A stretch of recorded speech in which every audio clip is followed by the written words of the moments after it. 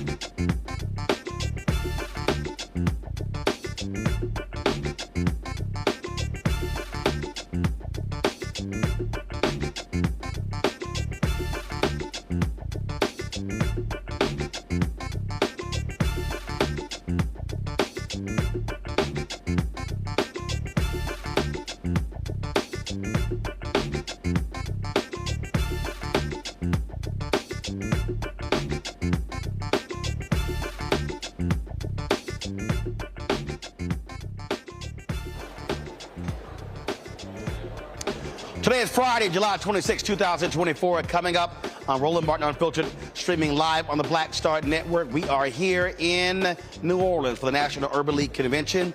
We're going to hear from a number of people. Marc Morial, CEO of the National Urban League. Also, David and Tamala Mann, Congresswoman Jasmine Crocket, Tennessee State Representative Justin Pearson, also Hall of Fame basketball player Swin Cash, comedian Cheryl Underwood. Also, we'll talk with Khalil Thompson, who leads Win with Black Men, retired Lieutenant General Russell Honoré, and folks, a lot more. It is a jam-packed show. It is time to bring the funk on Roland Martin Unfiltered on the Black Star Network. Let's go.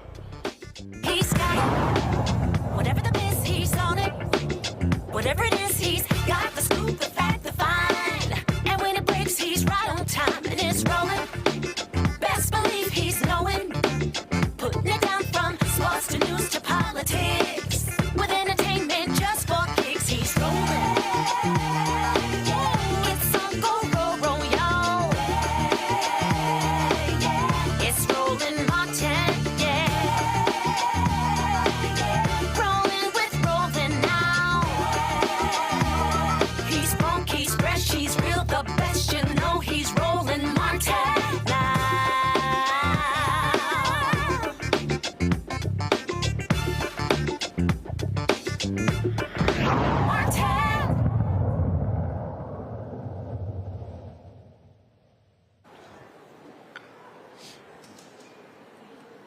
All right, folks, finally, it took long enough.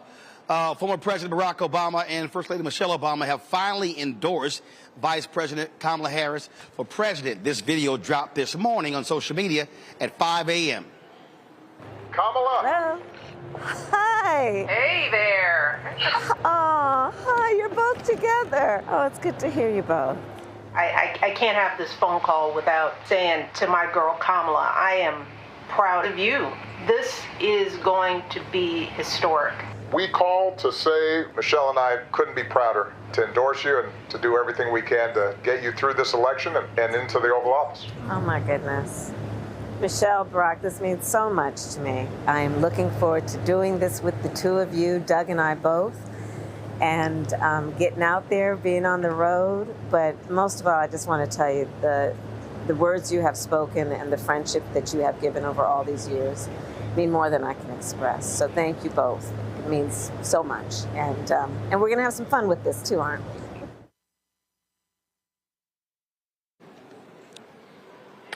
All right, folks, let's go to my panel. Michael Imhotep, host of the African History Network show, joining us out of Detroit. Matt Manning, civil rights attorney out of Corpus Christi. Killa Bethea, communication strategist, normally out of D.C., but she's actually here in New Orleans at the National Urban League. All right, let's get right into it. Kelly, it took them long enough. Now, all these black folks been mad at me on social media. Oh, it's strategic. You don't know what they're doing. No. Obama came out praising President Joe Biden on Sunday and called for an open convention process. Then you see these stories by saying, well, they didn't want to put their thumbs on the scale. Well, hell, President Clinton, Hillary Clinton had no problem endorsing. So I'm sorry. I get all that. Damn that. This endorsement should have happened a lot earlier. I completely understand where you're coming from, but I also understand the Obamas in that they have traditionally been very traditional in their endorsement style and strategy. And what I mean by that is, typically speaking, since Obama has been on the scene as president, he has not endorsed really anyone until they have officially been the Democratic nominee. So I respected his decision regarding that matter, but these are different times, and Harris needs all the help she can get as soon as she can get it. So I think that message rang loud and clear with the Obama camp, and they acted accordingly, and that's what you see here now. So, you know, we're here now. Let bygones be bygones. The endorsement's there. It's locked. We're loaded. Let's just go. You know what? I get it. I get the whole traditional thing here, Matt, but ain't nothing traditional about this race. And I just think, as all the potential, potential candidates begin to endorse her, Fine. After that all happened on Monday, this should have came on Tuesday. And you saw what happened by the afternoon on Monday, I believe. Even Nancy Pelosi had to endorse Kamala Harris.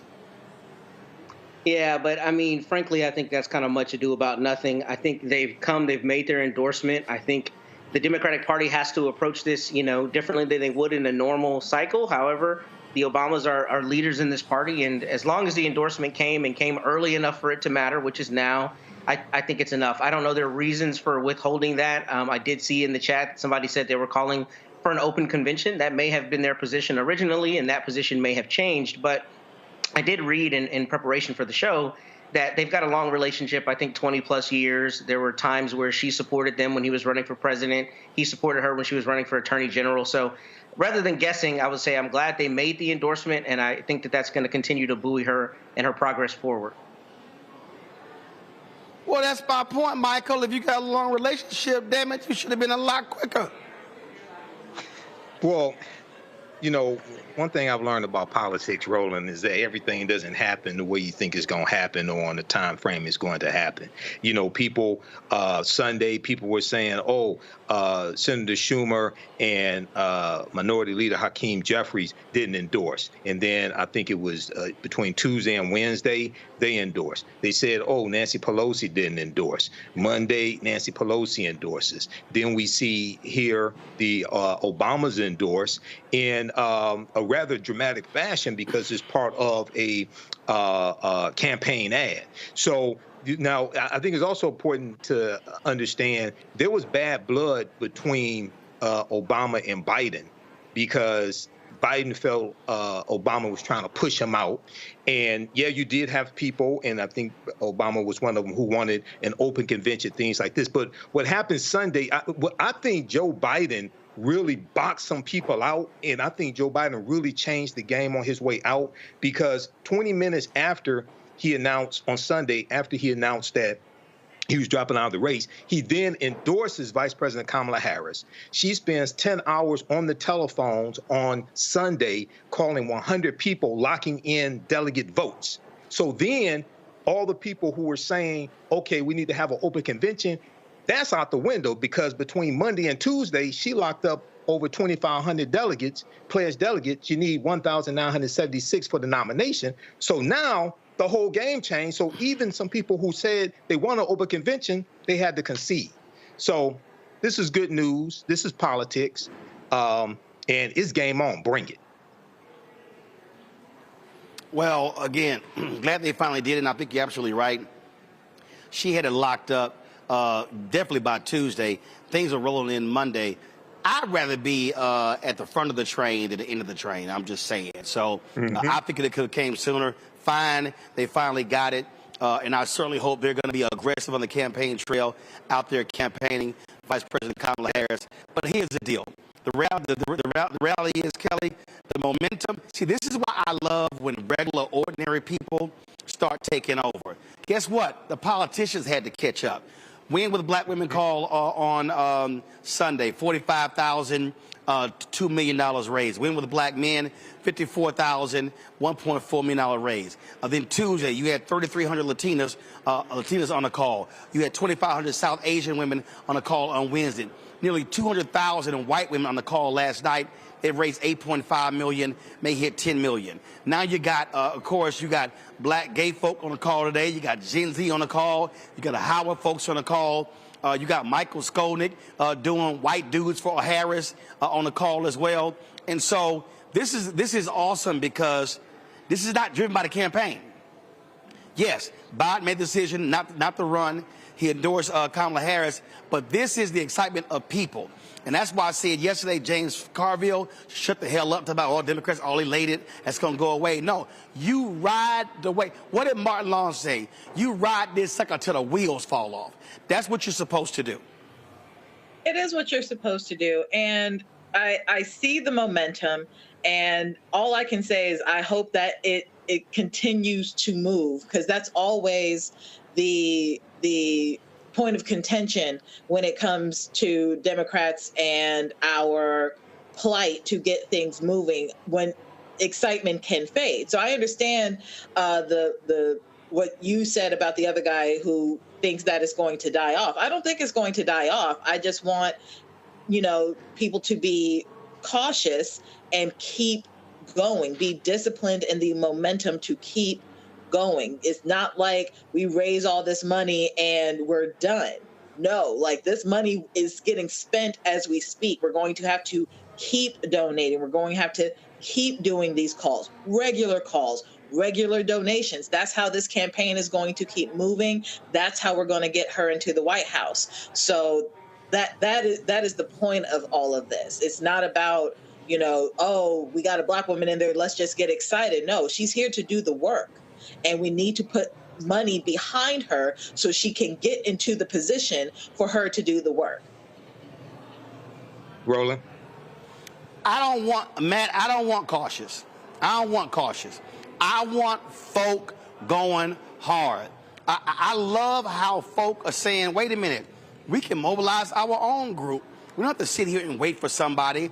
That's what makes organic things real. That's actually what makes movements amazing, because people are just going and going.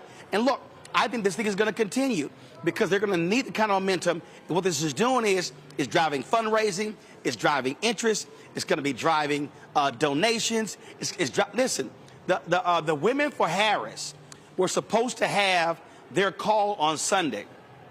So many white women last night signed up, along with the other women. They had to move that sucker to Monday because they had to figure out how to deal with the capacity. So there's nothing greater when platforms got to figure out, damn, we got to get bigger. Like they broke Zoom last night.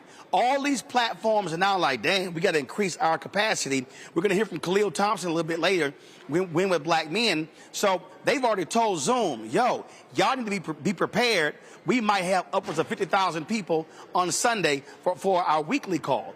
That, to me, is what I think is about great organic moments. I think you're 100% right. I love that you mentioned that. And I think that's terrifying, the Trump campaign. I think that first call with Black women had something like 47,000 women within, like a few hours, if I remember correctly. I think it was the same day as the announcement.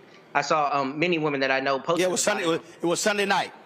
Sunday night, yeah. So, I mean, it's a beautiful thing, and I'm glad that it's going to turn into this momentum, or is already this momentum, and I'm sure that momentum is scaring the Trump campaign, because you already see him equivocating about debating, and I'm not going to do it until there's an official nominee. Well, I thought, homie, you said you wanted it anytime, anywhere, right? So I think that they're running scared, and I think that mobilization has really shown what the energy is looking like right now. In fact, I think her TikTok page now has something like 1 million followers within a very short period of time. No, more than that. 2 million. 2 million. 2 million. I saw it on CNN last night and it said 1 million. But in any event, that's extraordinary growth in a very short period of time. So I'm excited about the excitement, and I think that shows that this is something that we were talking about on the show. Whether there was kind of a latent excitement that hadn't come out yet because of Mr. Biden still being in the race. We all had different opinions on whether the propriety of him getting out or staying in, but there was obviously an energy that was waiting to burst forth, and it has come forth, and people are really, really supporting Kamala Harris. I'm glad to see it. I think last night the Bison PAC had a call and raised something like $200,000 in a very short period of time. So I'm glad to see the mobility, and this shows what we can do as people when we really put it on our back and get to it. Well, I'm going to tell you right now, the energy is amazing. Folks are jazzed up. And Matt, Michael Matt said something I think is important. When he said the Trump folks should be scared, and they should be, because the one thing that you don't want, and the polls are already coming out. Swing state polls are already coming out. Gap is being closed. Harris is actually up in 2 of the 3 states. And so what you never want your opposition to get knocked down and then get up, meet the A count, and start swinging back. And so they're now in a free fall because you got crazy J.D. Vance. All of his nutty stuff is coming up, saying how he wants parents to pay lower taxes. He doesn't believe that people who don't have children should be participating in the electoral process. And first of all, y'all don't look at us. You the fools who didn't vet that idiot. Mm-hmm. Exactly. So there's a number of things here. First of all, Roland, I was on the Win with Black Men call Monday night. Thanks so much for putting it together. I also donated. I was one of the 20,000 African-American men on the call. I shared the information on my social media platforms. The one suggestion I would make is for the next one, Roland, have some Sigmas on talking, like somebody like me, okay? Because I ain't seen any Sigmas. But, you know, I'll forgive you this time. First of all, let me be real clear. If we throw a rock, we can hit an alpha in leadership.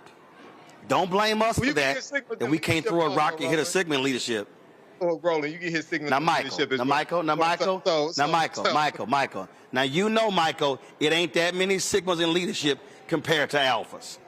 You can talk to Sigmas that you have on this show dealing with politics, like myself, okay? But let's continue. That's one. That's one. It only takes a few of us. Okay. You know, to rock this badass stuff. That's all you need. All right. Listen, don't hate because alphas rule. You need to finish your little comment because all you're doing is embarrassing yourself. No, come on. I'm gonna make it live.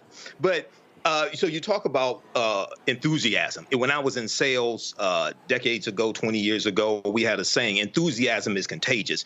What we're seeing now, I was looking at an article from TheGuardian.com today that was interviewing Gen Zers, and they were saying they were not going to vote in this election for president, but now that Vice President Kamala Harris is a candidate for president, they are engaged and they're going to vote. And this causes people to actually study policy, to understand how policies impact them. What happens in Washington, D.C., how it impacts you on the ground level. And people want to get engaged, want to get involved. And this reminds me also of the modern day civil rights movement, where contrary to popular belief, Dr. King was not the leader of the modern day civil rights movement. You had grassroots movements, you had other organizations as well. So you had people organizing at the grassroots level in the modern day civil rights movement, as well as today. But J.D. Vance is scared. Donald Trump is scared. The Trump-Vance campaign already said a few weeks ago that J.D. Vance would not debate Vice President Kamala Harris in the vice presidential debate.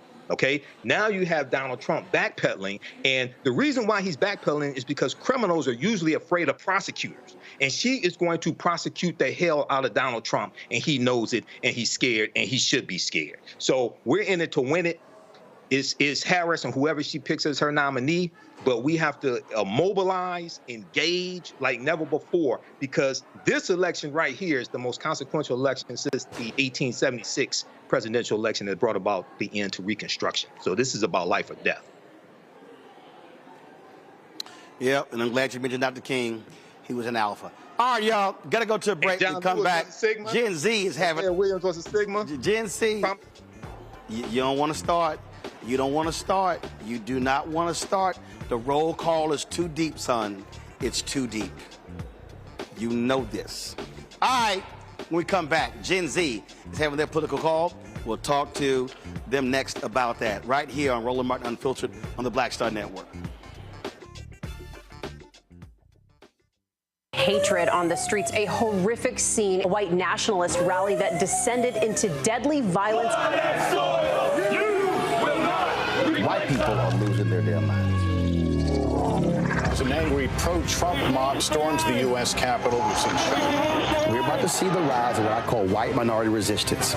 We have seen white folks in this country who simply cannot tolerate black folks voting. I think what we're seeing is the inevitable result of violent denial. This is part of American history. Every time that people of color have made progress, whether real or symbolic, there has been what Carol Anderson at Emory University calls white rage as a backlash. This is the rise of the Proud Boys and the Boogaloo Boys. America, there's going to be more of this. Here's all the Proud Boys, guys. This country is getting increasingly racist in its behaviors and its attitudes because of the fear of white people. The fear that they're taking our jobs, they're taking our resources, they're taking our women. This is white fear.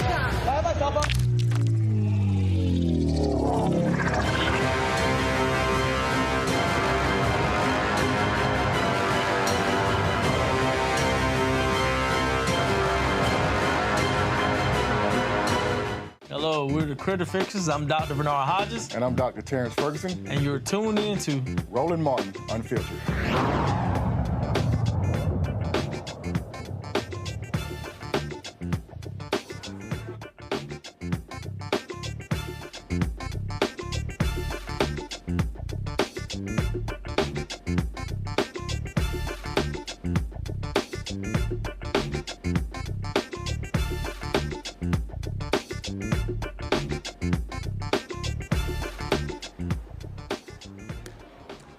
As I said, so many different groups have been meeting, of course, convening over this week. Well, tonight, Gen Z gets their turn. Some 8 million young voters are going to be will age into the electorate in this year during a diverse, politically active generation. The largest generation of voters, eligible voters, are millennials and Gen Z. The question is, how are they going to use their power? Tyler McMillan is the co-founder of Youth Never Let Up Coalition. Is here to talk about this Gen Z Now mass electoral call, which will be starting in about 30 minutes. Tyler, glad to have you here. We're going to hear from Representative Justin Pearson a little bit later. He and I had this very conversation where I said, and he done the same thing, to millennials and Gen Z, if you want new leadership, you've got to use your power of the vote. You won't get it if you don't do it. Yeah, that's exactly right. And as you mentioned, over 41 million eligible voters this cycle, and over 8.1 of those million are just between the ages of 17 and 18. And so we have the ability to change and shift the narrative of what we say we want this country to be. We are aiming to organize over 1 million voters this election cycle to get them registered to vote because we care about standing up against fascism. We care about standing up for diversity, equity, inclusion. We care about standing up for police accountability and feeling safe in our communities. We care about the fact of Project 2025, the attacks on education and reproductive freedom. We care about the futures that we live in, and there's no future for us if we are not in the conversation and at the table and at the ballot box to choose who is going to push forward to that next level. And look, there's so many different issues. Climate control is one of the issues. Gun control is one of the issues as well. And again, I just think it has to be constantly repeated that you got to be in the game. You can't complain about old candidates if, again, you aren't voting. And again, the numbers are there. This election, if millennials and Gen Z back Vice President Kamala Harris, this is a blowout. It ain't even close in these states. Exactly. As I said, we're just trying to energize young folks to understand our power and to understand, if we want to see change, we have to be the change. And that starts at being at the ballot box. It is a tool in the toolbox to get things done. I always say, this system was built, not to work for us, but we participate in perfect systems to make it perfect. And voting is a way that we can help shift the narrative and vote progressive folks into place so we can pass landmark legislation that agree with our values. The Civil Rights Act did not come over time. The Voting Rights Act did not come over time. The Fair Housing Act did not come over time, but it took work and it took folks being able to elect folks into office who agree with our values and our beliefs. And I feel like we got too much to lose at this election. We got two candidates, we have candidates from Donald Trump who clearly says who he is and has shown us who he is. And on the other end, we have Kamala Harris, who has shown and proven herself as a leader in this space and as an ally in this space who cares about our shared values and our shared beliefs. And so I think that the question is really clear of who we should go with and which way the tide should turn. It's the fact of hope over fear. Hope over fear. And I think young people are pushing for hope, and I hope that we show that in November. Questions for Tyler. I'll start with you, Matt.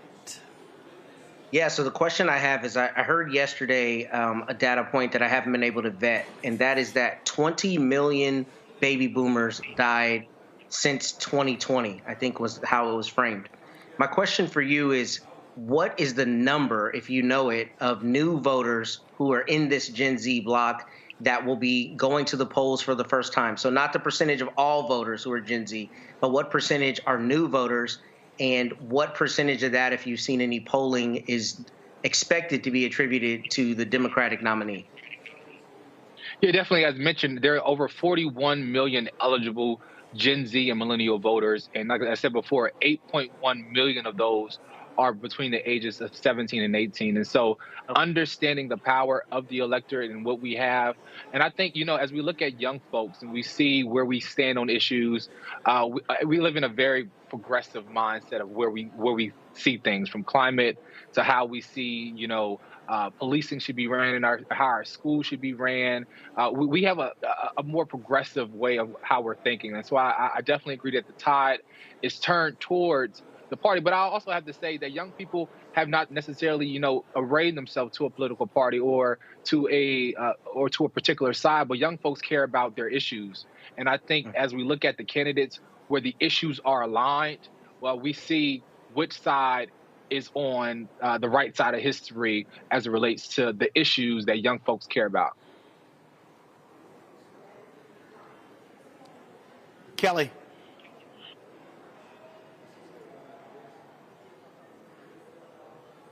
Kelly? Kelly, you're muted. Can you hear me now? My apologies. There we go. All right. So when we talk about these issues, especially when older generations like baby boomers and Gen X talk about younger generations' issues, they kind of mix up or like squeeze together millennials and Gen Z together, and they frankly forget all about Gen Alpha, right? And technically speaking, Gen Alpha isn't ready to vote yet because they're babies. But my question is, are there any issues that are specifically for Gen Zers that really just target Gen Zers that you don't necessarily see affecting millennials as much that you would like to highlight for the audience?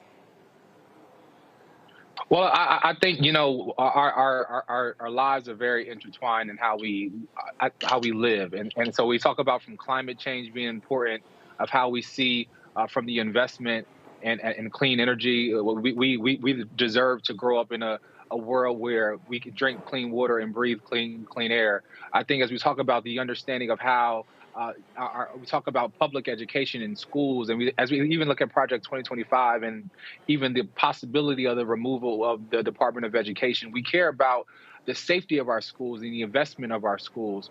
We care about, as we talk about, gun control and the fact that, this White House is the first White House to establish the Office of Gun Violence Prevention. We care about, how we protect ourselves in schools. Our children don't deserve to grow up in schools where they have to go through fire drills or even that thought.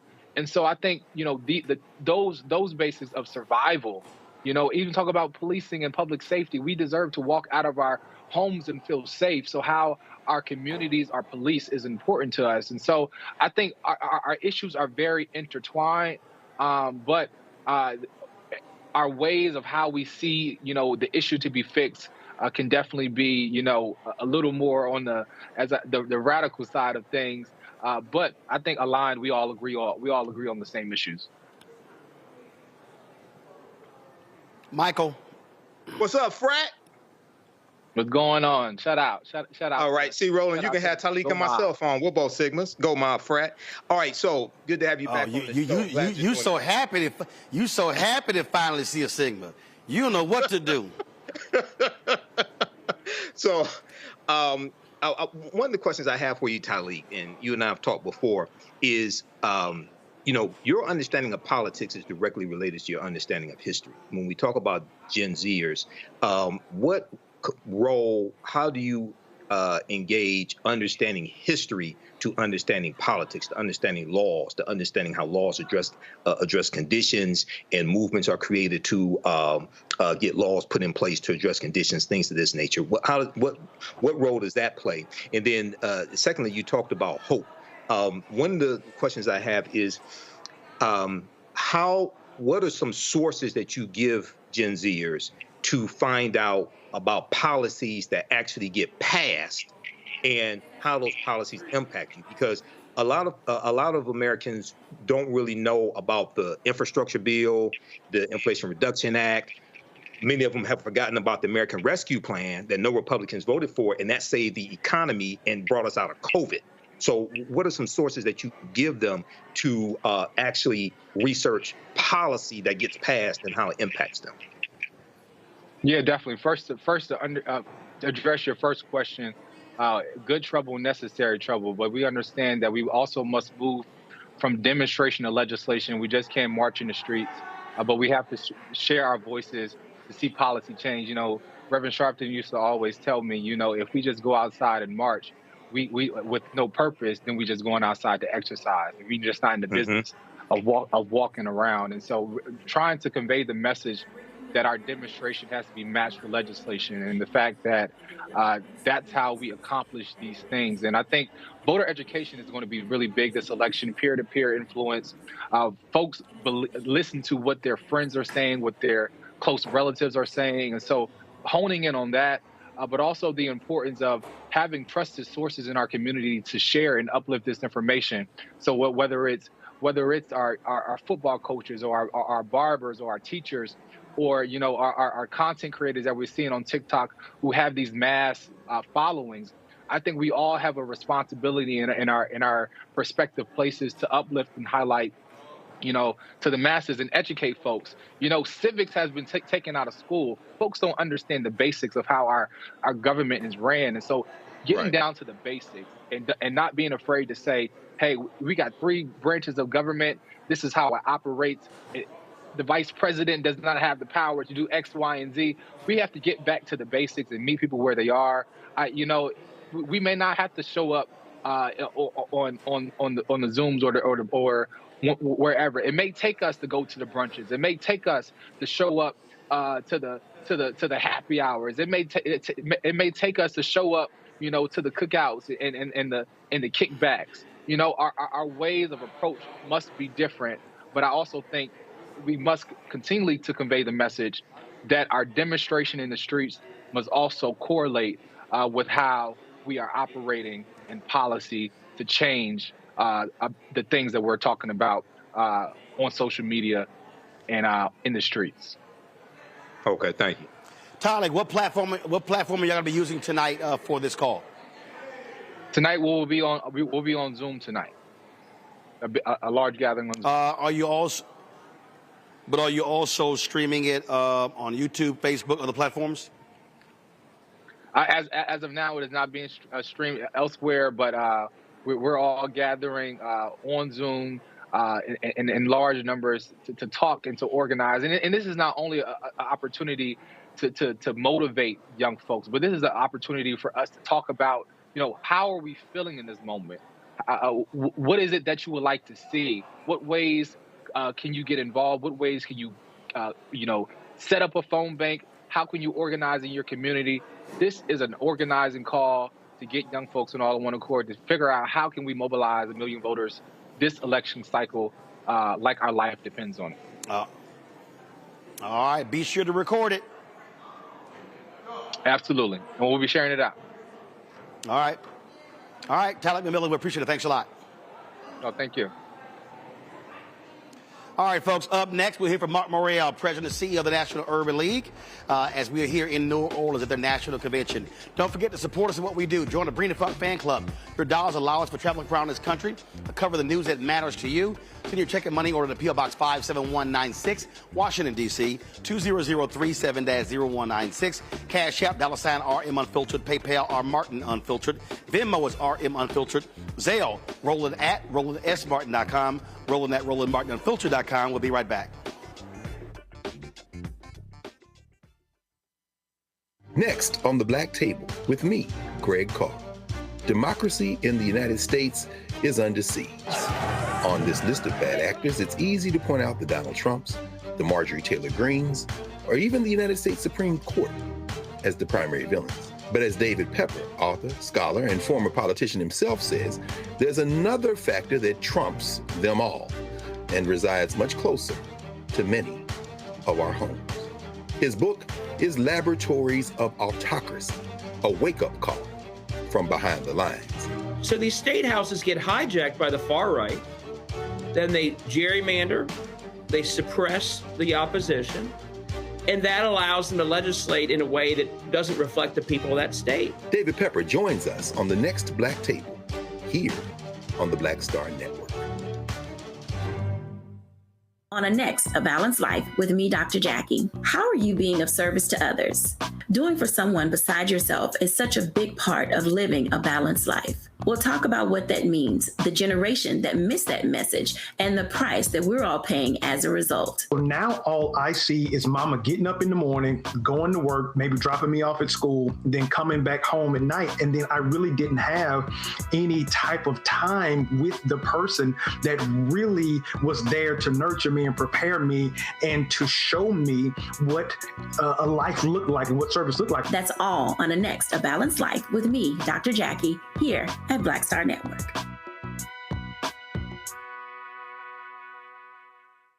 Hey, yo, what's up? This is Mr. Dalvin right here. What's up? This is KC. Sitting here representing the JODECI. That's Jodeci. Right here on Roland Martin Unfiltered.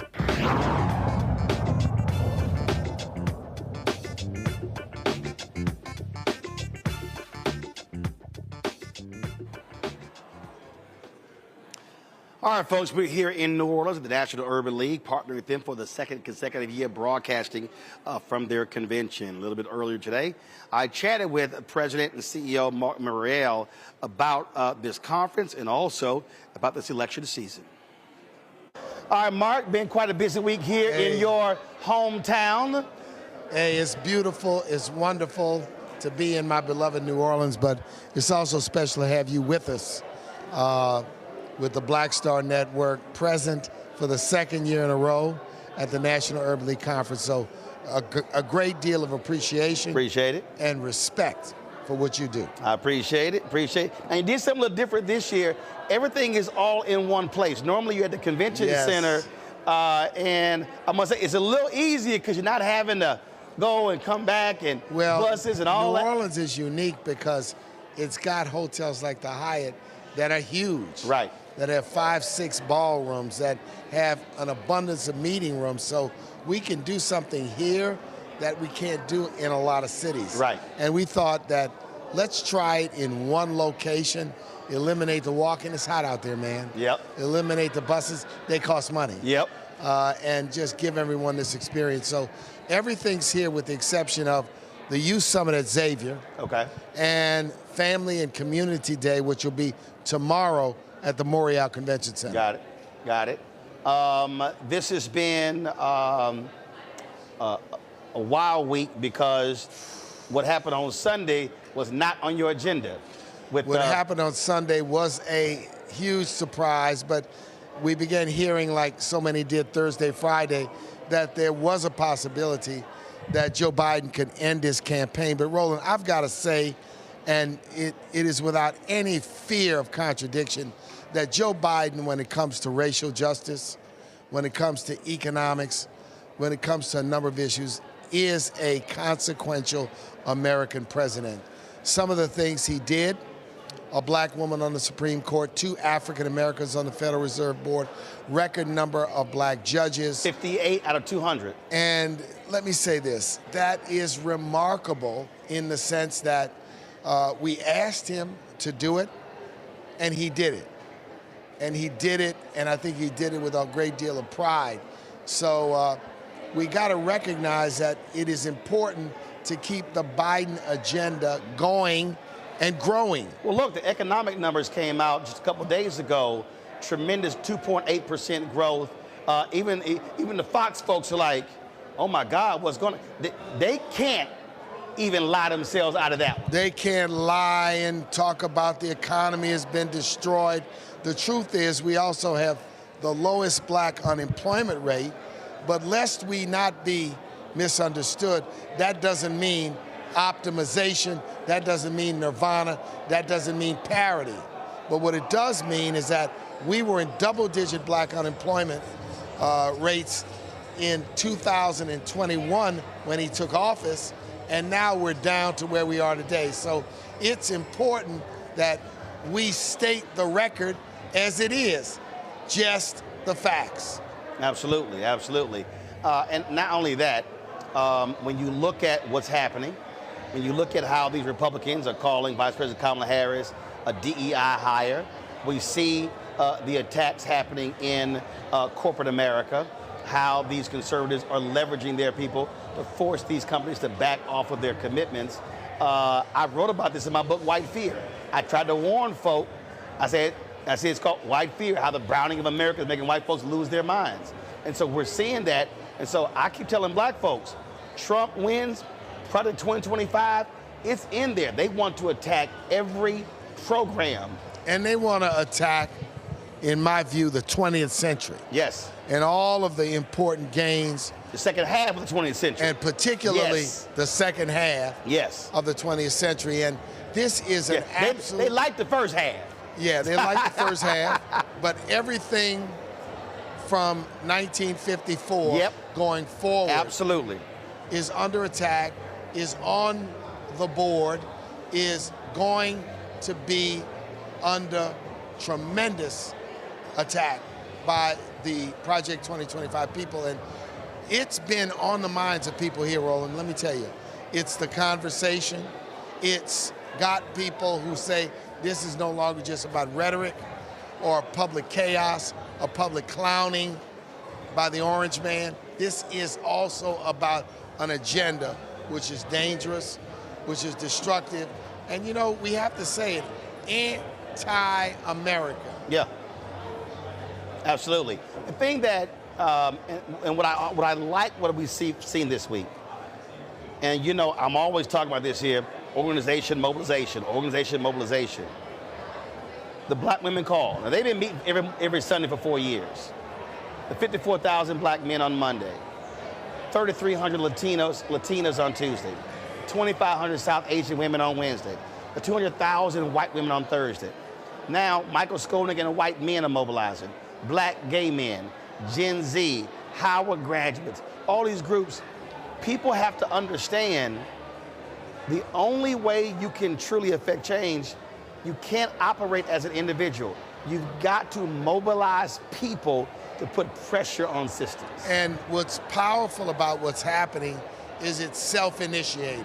Right.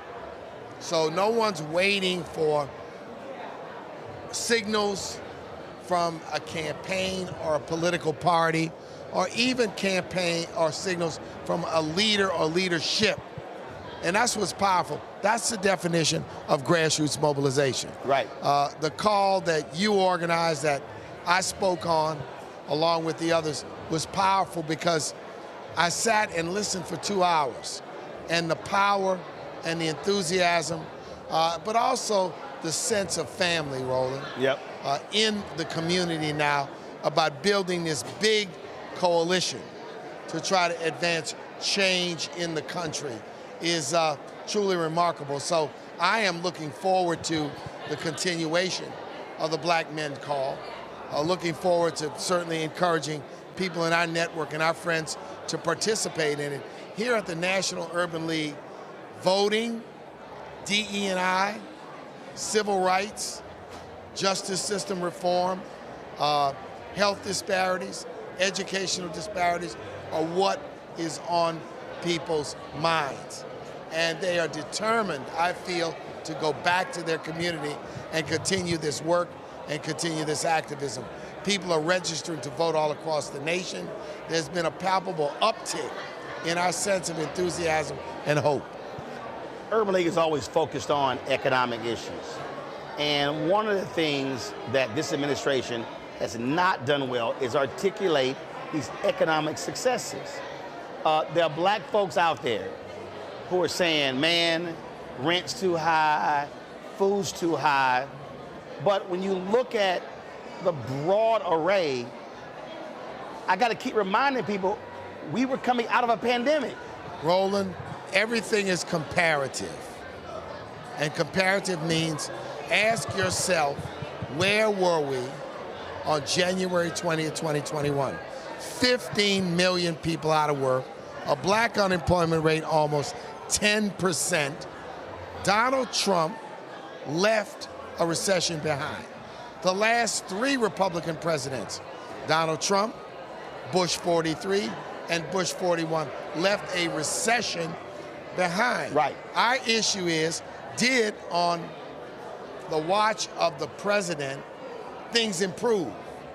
And the answer is absolutely Yes. And when you leave a recession, there's going to be pain to get out of it. I felt also that the Obama team didn't tell its economic story. They didn't. Well, Donald Trump comes in, he inherits a growing economy, right? Takes full credit, right, for every aspect of it, when in effect he rode the wave, right, that the Obama's economic recovery. Biden, yeah, absolutely. So in this instance, I'm going to speak with facts. Donald Trump left a recession behind, 15 million people out of work, and an almost double-digit black unemployment rate, which has now come down. Hey, I'm saying to folk, black folk and all folk, don't be fooled. Don't be bamboozled. Don't fall for the hype. I had a discussion last night with 2 millennials. It took me an hour of facting to get them to say, I'm so glad we had this conversation. I don't know what I was thinking. The propaganda machinery the misinformation is powerful. That's why Roland Martin Unfiltered, that's why the Black Star Network, that's why the black-owned media is so important. So we can speak about our communities ourselves. Yep. It's going to be a vigorous 100 days or so. What are you telling your Urban League chapters? So what they need to be articulated? For an Urban League focused effort, it is about registering people up until the deadline. It's about educating people not only about the stakes, it's about encouraging us to have the conversations that say to people, have a voting plan, not just to vote for president, but to vote all the way down the ticket, and then making sure people get out to vote. So we've got a campaign we're calling Reclaim Your Vote. That campaign is already underway. It's under the leadership of Jerica Richardson, a Spelman grad, and head of our Equitable Justice Unit at NUL. So we are going to have an effective campaign. We're partnering with anyone. We're encouraging people to go to NUL.org, online, reclaim your vote, to volunteer, to sign up, to be a part. All right. Mark, Appreciate it's a pleasure. I appreciate it. A5. Yes, sir. Okay. I appreciate it. Thanks so much. My pleasure, brother. All right. Thank you. We'll be right back. Roland Martin Unfiltered on the Black Star Network. Coming soon to the Black Star Network. I still have my NFL contract in my house, having a case. It's 4 of them, for my 4-year contract. I got a $600,000 signing bonus. My base salary for that first year was $150,000. Matter of fact, $150,000. $150,000. That's what I made, $150,000. Now think about it. My signing bonus was a forgivable loan, supposedly. When I got traded to the Colts, they made me pay back my signing bonus to them. I had to give them their $600,000 back. Wow. Yeah, I was so pissed. Because, I try to be a man of my word. I'm like, you, I'll give you your money back.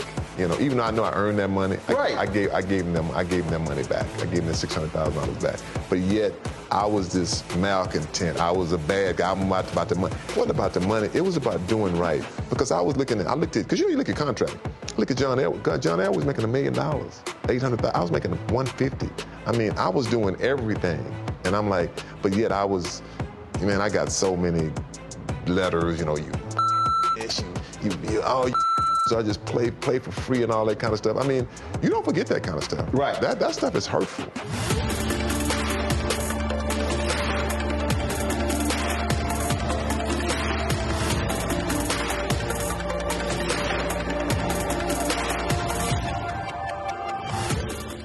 Good job, good pay, good life. Would you be willing to walk away from it to achieve real wealth? Well, that's exactly what this woman did, and boy, did it pay off. Once you make the decision that this is the direction that you're going to go in, I do believe that there's power in having a decided heart. Hear her story on The Next Get Wealthy with me, Deborah Owens, America's Wealth Coach, on Black Star Network. Hi, everybody. I'm Kim Coles. Hey, I'm Donnie Simpson. Yo, it's your man Deion Cole from Blackish, and you watch Roland Martin Unfiltered.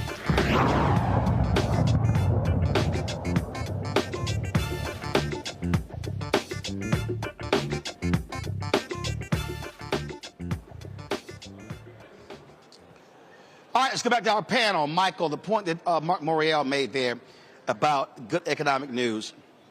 I was reading a story earlier today that said that Biden Harris have not been able to really break through with their message when it comes to economics. I think this is an opportunity for Vice President Harris to actually do that, to really create a cohesive message.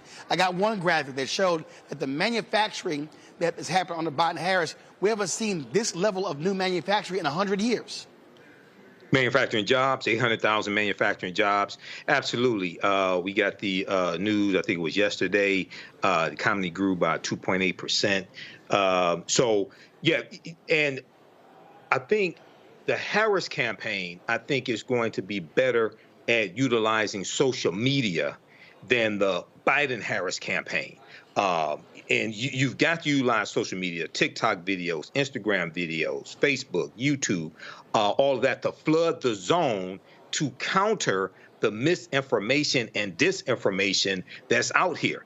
I was looking at the chat here on YouTube, and somebody said we want tangible policies from Harris and things like this. You got tangible policies from Biden-Harris, $16 billion for HBCUs, record number of funding for HBCUs, 2.6 million jobs for African Americans, the fastest growth of African American businesses in 30 years. You had an Emmett Till anti-lynching bill, the first anti-lynching bill in 122 years.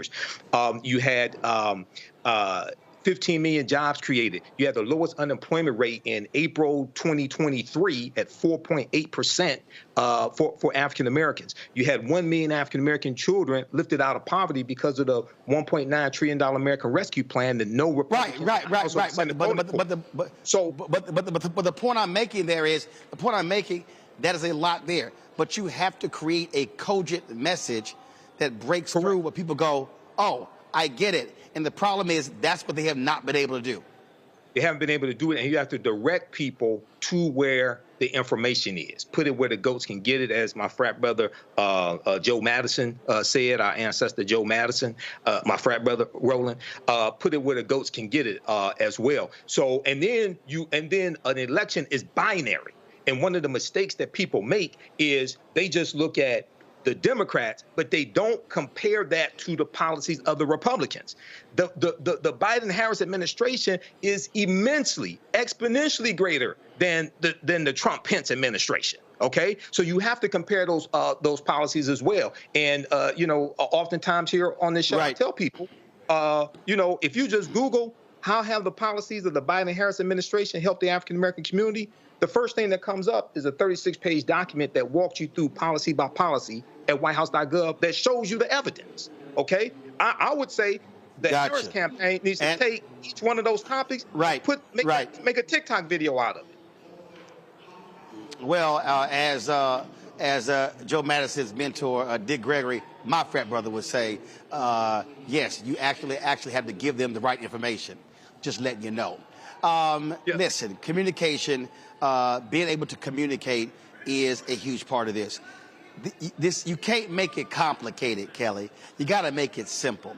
You don't have time to explain folk in 20, 30 minutes. And so I think the Harris team really has to figure out what that message is going to be, speaking on the economic issues, because people still, yes, all these other things are happening, growth of the economy, all those things, but if people are still being impacted by rent, as I said to Mark, by food prices, things like those lines, that's what they're feeling on an everyday basis.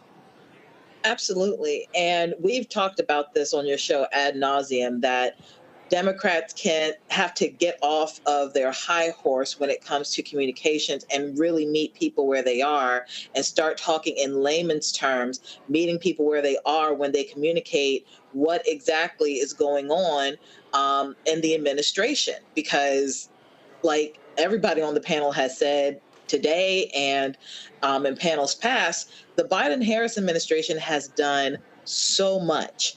And it is unfortunate that it is only communicated in an infographic right now in order to push Harris to the finish line of the presidency. But again, we're here now. Something like you said earlier, I've been at the Urban League conference all week, and Representative Jasmine Crocket was recently on a panel today. And one of her big things that she said that pushed her to the finish line in her campaign when she was running for her state position back in the day was she talked to people experiencing homelessness, and small acts of kindness such as giving them water pushed them to vote for her. She didn't realize that they were registered voters too, and they listened to the issues too, and they voted for her because for the first time in a very long time, if ever, there was a politician who listened to them and actually cared about what they cared about. And those are the types of communication styles that need to happen up and down the ballot, certainly with the Harris administration. Or, well, we're speaking that into existence, the Harris campaign, right? Where we need to meet people where they are, and we need to listen to them, not just hearing them to hear or, passive aggressive listening. We need to actively listen to what people have to say and incorporate that into our communication styles moving forward. And the reality here, Matt, that is, listen, by having a different candidate with a different style, I think you're absolutely going to see a different type of messaging. We've already seen it for Harris for president. I think you're right. And I think she's at a huge advantage because as lawyers, especially prosecutors who have to prove cases, most of the time, those lawyers are able to effectively, in a bullet point or in short succession, explain to people why their case should be proven. And in this instance, in a policy context, Vicky Kirkendall in the comments on YouTube said basically exactly what I was thinking. I think their messaging not only needs to make it layman's terms and as simple as possible, but that messaging needs to correlate to quality of life issues. I think the most effective messaging is if they say, our policy is X, and what that ends up being is X more dollars in your pocket, or X other program that you're able to avail yourself of to make your life better. And I know they've done that to some extent, but one of the things I've seen people complaining about is we don't really know what Kamala's done. She doesn't really know what her plan is. She hasn't told us her plan. I think the messaging going forward should be as direct as possible, and it should be directly tied to quality of life issues because, as we've talked about on the show before, there's a strange phenomenon in this country right now where a lot of people feel the economy is in much worse shape than it actually is by all objective metrics. And I think one of the ways to close that gap is to say this policy turns into this much more money in your pocket, in this program, or that correlates to this other government benefit you want to make use of. I think that connection is the necessary part of the messaging because that will put into people's minds the proverbial chicken in the pot they can expect from her administration as opposed to what Mr. Trump is planning to do if he's reelected. All right, then. Matt, Kelly, Michael, I appreciate y'all being on today's panel. Thank you so very much. Thank you. Folks, when we come back, we'll chat with Congresswoman Jasmine Crocket, Tennessee State Representative Justin Pearson, Khalid Thompson, leader of Win with Black Men. We'll also hear from retired Lieutenant General Russell Honoré, Cheryl Underwood, Swin Cash, David and Tamala Mann, lots more coming from the National Urban League Convention here in New Orleans. Back in a moment. When you talk about blackness and what happens in black culture, we're about covering these things that matter to us, speaking to our issues and concerns. This is a genuine people-powered movement. There's a lot of stuff that we're not getting. You get it, and you spread the word. We wish to plead our own cause. Too long have others spoken for us. We cannot tell our own story if we can't pay for it. This is about covering us. Invest in black-owned media. Your dollars matter. We don't have to keep asking them to cover our stuff. So please support us in what we do, folks. We want to hit 2,000 people, $50 this month, raise $100,000. We're behind 100,000, so we want to hit that. Y'all money makes this possible. Check some money orders. Go to P.O. Box 57196, Washington, D.C. 20037-0196. The Cash App is $RM Unfiltered. PayPal is R Martin Unfiltered. Venmo is RM Unfiltered. Zelle is Roland at RolandSMartin.com. Fanbase is pioneering a new era of social media for the creator economy. This next generation social media app with over 600,000 users is raising $17 million, and now is your chance to invest. For details on how to invest, visit startengine.com/fanbase or scan the QR code. Another way we're giving you the freedom to be you without limits. Me, Sherry Shepard, with Sammy Roman. I'm Dr. Robin B., pharmacist and fitness coach, and you're watching Roland Martin Unfiltered.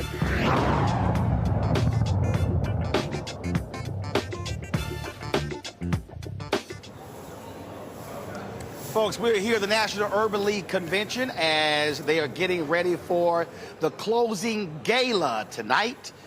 It is the Whitney Young Jr. Gala taking place tonight. So as you can see, in the ballroom, all of the decorations, they're getting ready for a packed house. And so we are here literally set up just outside of the room where the closing gala will be taking place. Master P is going to be one of the honorees tonight here at the National Urban League Convention. And so certainly glad to be here. Earlier today, my Congresswoman, Jasmine Crocket, she spoke here at the National Urban League, and we got a chance to catch up with her. Here's our conversation. Congresswoman Crocket, what's happening? Hi. You've been a little busy. Just a little. Just a wee bit. Yeah. So we're racking the miles up. Let's talk about how this campaign has turned. Yeah. This is a new soap opera, as the campaign turns. Yes, that's exactly what it is. It does feel like a soap opera. I'm sure when they write the telenovela, yeah, it is going to sound that way. But listen, I think that while we never could have scripted this to happen this way, I think that it is the thing that we needed. I think that we are going to turn this thing around. I appreciate what you did with Black men pulling together for the vice president. Obviously, Black women led the way. Joe Taker was the first one to do it, and we did Black women. We just saw white women break Zoom effectively with over 140,000 women. 200,000. Okay, 200,000. They ended up doing Asian folk for Kamala. They are doing Black queer folk for Kamala. Latinas did Tuesday. Okay, so there we go. So listen, I think that we're seeing the level of excitement that we've not seen. White men are organizing right now for their call. Oh, okay. Well, praise God. Let's do a little something. But listen, I need people to do more than the phone calls. Yes. It's going to take actually getting out there and doing the work. So I appreciate that these calls have not just been kind of a love fest, but it's been about the money, because it takes money for campaigns to run. But also, it's going to take mobilization. It's going to take conversations. I need those white men not to just show up on the call, but for them to have conversations with other white men. I need those white women that showed up on the call to have conversations with other white women. And listen, I'm not leaving us out of the conversation, because I know that there's still a lot of work to be done in the Black community, but we have to go from taking those calls and make sure that we get into action. We've got 100 days. That may sound like a lot of time, especially as fast as politics has been moving, but that's absolutely not enough time. But it will be enough in the year of 2024, because we are about to have the first woman president of the United States, and Kamala Harris. Well, what I've been telling people is you need to be achieving maximum efficiency every day. Absolutely. What are you doing every day to advance the conversation? Yeah. When we had the text exchange the next day after the call, Women with Black Men normally meets once a month. Yeah. Normally they call. I said, no, y'all not. Y'all doing it every week call. And I said, so y'all ain't meeting every quarter, on the fourth Sunday. Every Sunday, like, okay, exactly. I guess we are. So everybody else as well. This is the moment where, so even if you didn't do any of these calls, you should be mobilizing your 5, 10, 15, 20, your family, your friends, your church member, your neighbors. You don't need permission to do this. No, not at all. No, and that's the point. I need people to realize, and as I've been out on the trail, I used to say, nobody wants to listen to a politician. The most powerful people, the most powerful voices out there are y'all's voices. Like, y'all are the most powerful, because nobody believes the things that I say. They regular and ordinary folk. Absolutely, right? But your mama, your sister, your brother, your cousin, your coworkers, they will listen to you. Your lying sisters, lying brothers, they will listen to you before they'll listen to me. Right. And so I need people to start to recognize that the power has always belonged to the people. The question is whether or not the people will actually flex that power. This is your chance to rise up and make sure that you're heard and make sure that you make a difference. This will be a victory, not for Kamala Harris. It will be a victory for all of us when we win in November. And the thing that I tell folks, you may not have money to give. I even told several people who were talking, a lot of these billionaire Democrats who were complaining about Joe Biden needing to get out. I was talking to one guy who talks with 12 billionaires. I said, your 12 billionaires may have given 40, 50 million, 60 million, 70 million, but they only got one vote. That's right. I said, him and Kamala won with 81 million. I said, so let me be real clear. You might have money, but you only got one vote. Then I tell the people, you may not have any money to give, but your one vote is just as powerful as that billionaire. That's right. I mean, seriously, it is supposed to be the great equalizer, right? The ballot box. The problem is that Republicans have consistently tried to say we only want certain people to be able to access the ballot box. That is one of the major fights that we are continuously having to wage with the Republicans. Them trying to make sure that we go back to Jim Crow. You know, they've been glorifying it in all ways, and they've been using a black face out front to do the glorifying of it. And I've said Trump's Project 2025, that document is the most evil document since Jim Crow. Listen, it is, as far as I'm concerned, it's worse than Jim Crow. It's worse than Jim Crow because of this. Because people died, because they went to jail, because they risked their lives, because they were maimed, so that we could get to where we are. So just think about the level of disrespect and the audacity that it takes to say, not only are we going to try to roll all this back, but we're going to play in your face while we do it. They're not wearing their hoods now. The hoods are off, and they are saying, this is what we are going to do to you. Now, if you refuse to pick up the book, I get that it's about 1,000 pages, but you need to go and talk to somebody else that's read the book or something. You need to get online and make sure that you're following trusted sources that will give you little snippets of this, because it is not a game. These people are playing for keeps. That's why we have the Supreme Court that we have right now. And they only want to do more damage. And the only way that they can do it is by taking your voices away. That is why we've seen the movement to make sure that they can suppress the vote, because they understand our power. The problem is that we always give up on our power and say we have none, when they know better. They know that we do have the power. And I promise you, they are sweating right now as they're watching everybody come together for a little black girl out of Cali. They are nervous, and that's what I like to see, because they should have always been nervous. Because the reality is that what we're seeing right now is what we've always seen in this country, is for her to ascend to this level. The polls say right now they tied. What it takes for a black woman to get to where a mediocre white man gets to is crazy in this country. You're talking about somebody with 34 felony convictions, a whole bunch more cases pending, and he just happens to be born with a silver spoon in his mouth. Versus a black woman who earned every single thing that she got.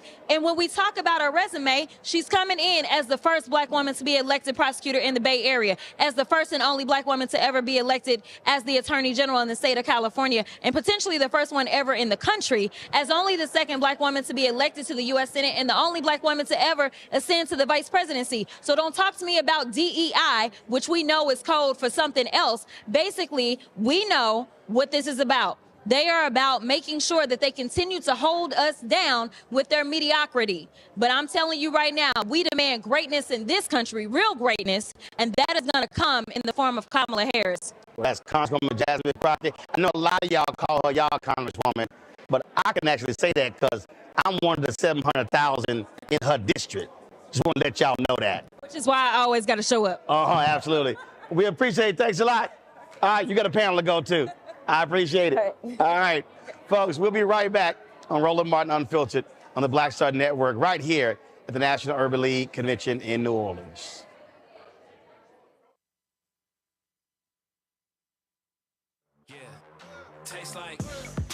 Curl Prep Natural Hair Solutions at curlprep.com. I'm in shock. For curls, locks, braids, twists, and even those wigs and extensions. Women, men, and children are loving this line. Look at this video and you be the judge. People line up to see this product in action at hair shows, and when they take a seat and try it, they don't believe it's their hair. Buy the products at curlprep.com. It works on all hair types. Use code ROLAND, that's ROLAND, lowercase letters, to get a 15% discount. Parents, remove the ouch. You will love this system because you can comb the product through your child's hair with your fingers. It's all at curlprep.com. Use code ROLAND, lowercase letters, to get a 15% discount.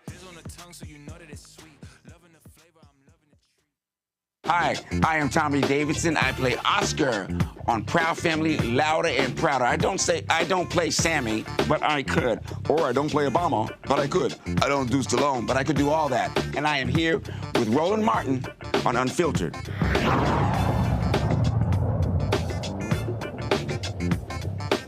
Welcome back to Roland Martin Unfiltered, right here in the Black Star Network. We're here at the National Urban League Convention in New Orleans. On Monday, there was an incredible call. We had 54,000 black men who signed up for our Win with Black Men call. That, of course, took place one day after. We had 45,000 sisters who were on the call on Sunday. It's been an incredible week because on Tuesday, you had Latinas who met. Wednesday, South Asian women. Thursday, white women. Friday, you got black gay men. Michael Skolnick is organizing the call for white men. You had Howard folk who organized their call. You had Gen Z organizing their call.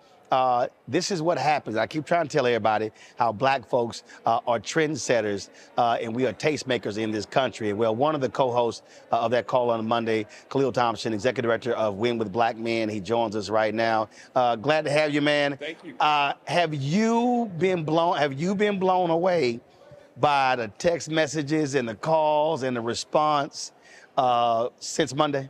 Truly. On Monday, my phone stopped working 10 times. I had to start it, restart it, reboot it, put ice on it because it literally was overheating with so much engagement. I had to turn off the filter that we had, showing the feed of people that were coming on. So, no, it is truly a blessing to see everybody being engaged. And see, when I was talking to Holly with Win with Black Women, she was like, look, we just do our call every Sunday. We were not expecting this. And I told her, she said, so how did y'all do? I said, when Mike called me, I said, listen, we're going to do this within StreamYard. We're going to do it on Black Star Network. We're going to push on YouTube and Facebook so people can have access to it. She said, man, we should have called you before. She said, before we did ours. Because again, I remember somebody sent a text. Yep. And they said, man, I hope we have 10,000. And it was like, bro, let's just temper expectations. I didn't say nothing. The reason because I didn't say nothing because I was getting text messages from sisters who were saying, y'all's graphic is showing up in our chats. Really?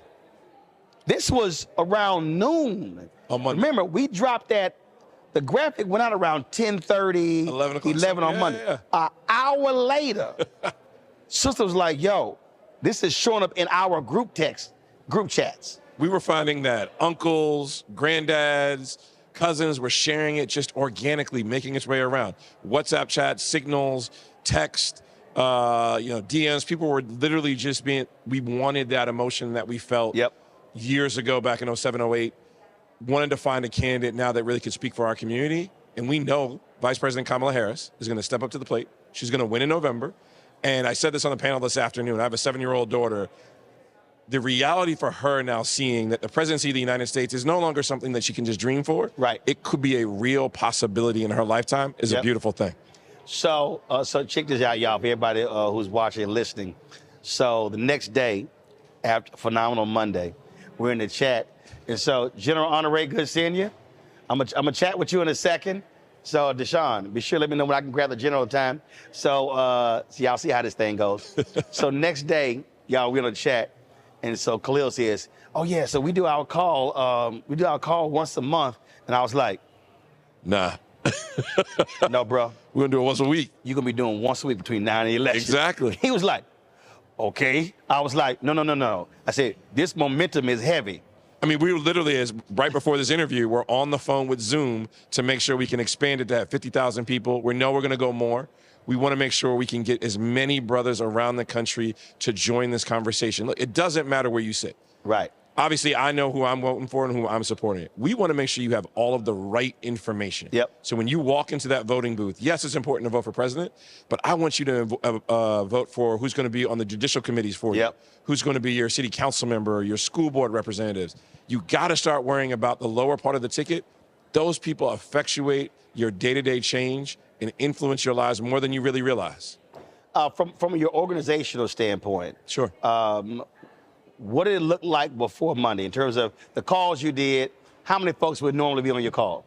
We would have anywhere between 20, maybe I think 75 was the highest we got. And as you know, starting up, doing your own stuff, paying out of pocket, just trying to get it going. Hey, man, I'll join if I can. I got the kids I'm putting down here. Between now and then, I think there's a text message from Blake every 5 minutes. You got the document together. We figured out the plan. Others are asking what's our policy positions, where we're moving. And this is the type of conversation that we want to have. We want to figure out a way that, while I support Vice President Harris and I want her to be my president, I want to make sure that we have a conversation about what it means to make sure black men in the black community are supported throughout her entire presidency. And you're educating and you're enlightening because, look, cats need information. They don't know. Right. They don't. And they don't understand that you got to check in Ohio that just purged people from the voting rolls. So that you don't show up on election day or during early voting and you're not registered and you missed the voter registration deadline. There you go. You got to show up and understand what it means that if you're a returning citizen, have your rights been re-enfranchised? Are you good to go? If you moved, if you're a college student, if there is a recent state bill that came out that is disenfranchising you, what are you doing to make sure you're educating yourself? Come to us. We want to make sure we're that resource. Win with Black Men, we can provide that for you, make sure you get all the true information. So how have you also let your folk know our world has now changed?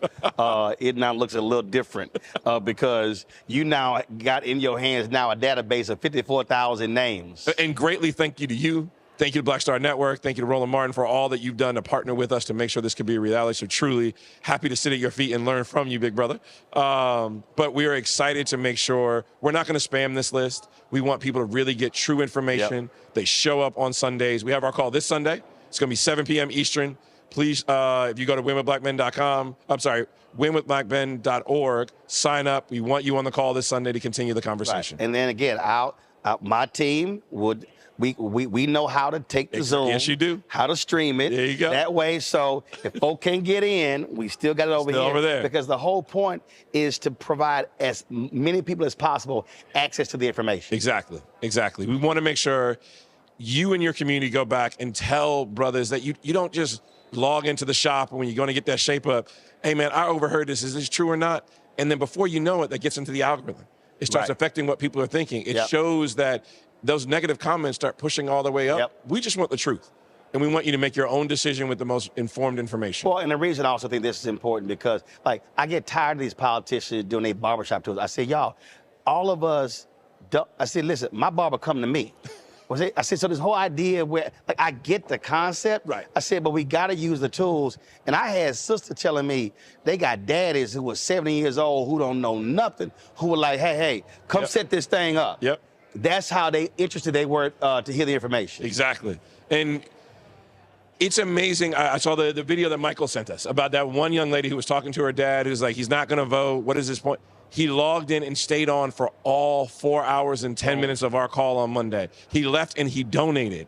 By taking that action, by taking that next step, believing in the message, because other gentlemen are saying that, hey, you got to stand up. We were in the panel, we were talking earlier about misogyny in our community, how we support black women, how we show up. We really want to figure out a way that this can change the narrative in the conversation, how we do engagement. Well, man, we got lots more work to do. Yes, we do, sir. We're going to keep driving information, so appreciate let's make it happen. All right. I appreciate it. Thanks a bunch. All right, folks, we'll be right back. Roland Martin Unfiltered right here on the Black Star Network.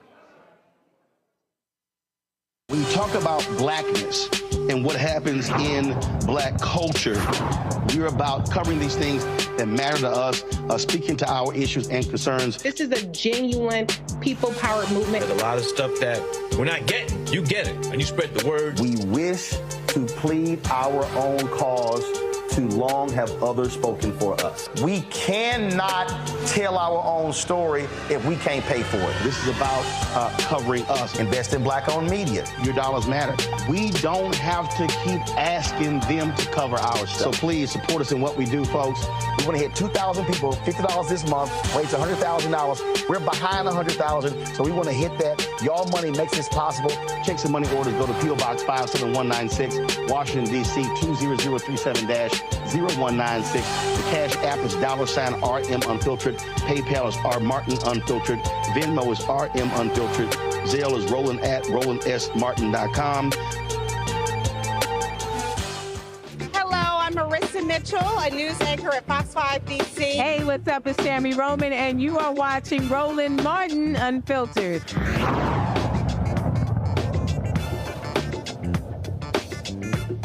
Folks, welcome back to Roland Martin Unfiltered right here on the Black Star Network. We're here in New Orleans, National Urban League Convention. So many folks here presenting, speaking, being honored.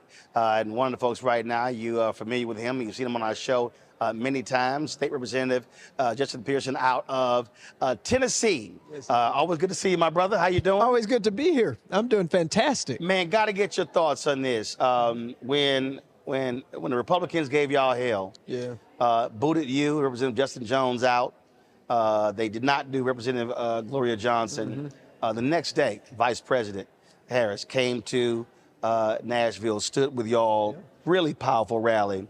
What do you make of just the energy that you've seen from folk in the wake of Joe Biden announcing not re-election and then her assuming the mantle? Yeah, I have not seen excitement like this from the Democratic ticket probably since President Obama in one of the first races, right, in 2008.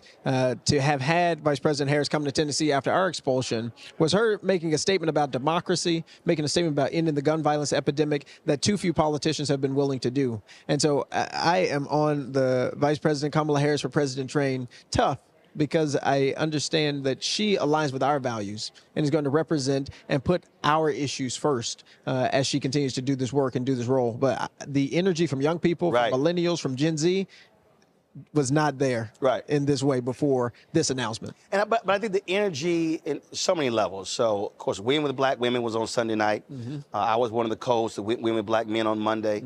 Latinas met on Tuesday. South Asian women, they had more than 3,300 Latinas on Tuesday, 2,500 South Asian women on Wednesday. 200,000 white women last night. They've raised $8.5 million. Michael Skolnick is putting together white men. You had black gay men who were meeting, Gen Z's meeting. So what's interesting is all of these people are realizing they don't have to wait for somebody to hand them a baton. That's right. They realize, wait a minute, we can organize this thing on Zoom, on StreamYard, or a platform. That's right. Somebody just has to call a meeting. That's it. That's it. And sometimes that's what it takes. It takes the courage of somebody to say, wait, I have power. There you go. And I think when we are living in a situation where we feel so disempowered, you see the news, you see a white supremacist run for president, always on TV, it can deflate your own sense of authority and power that you have to actually contribute to make change, to have the courage to do something impactful. And what you have done, many congratulations and thank yous on behalf of black folk and this country, and what other people are doing, that fire that has been ignited in folks can't be stopped.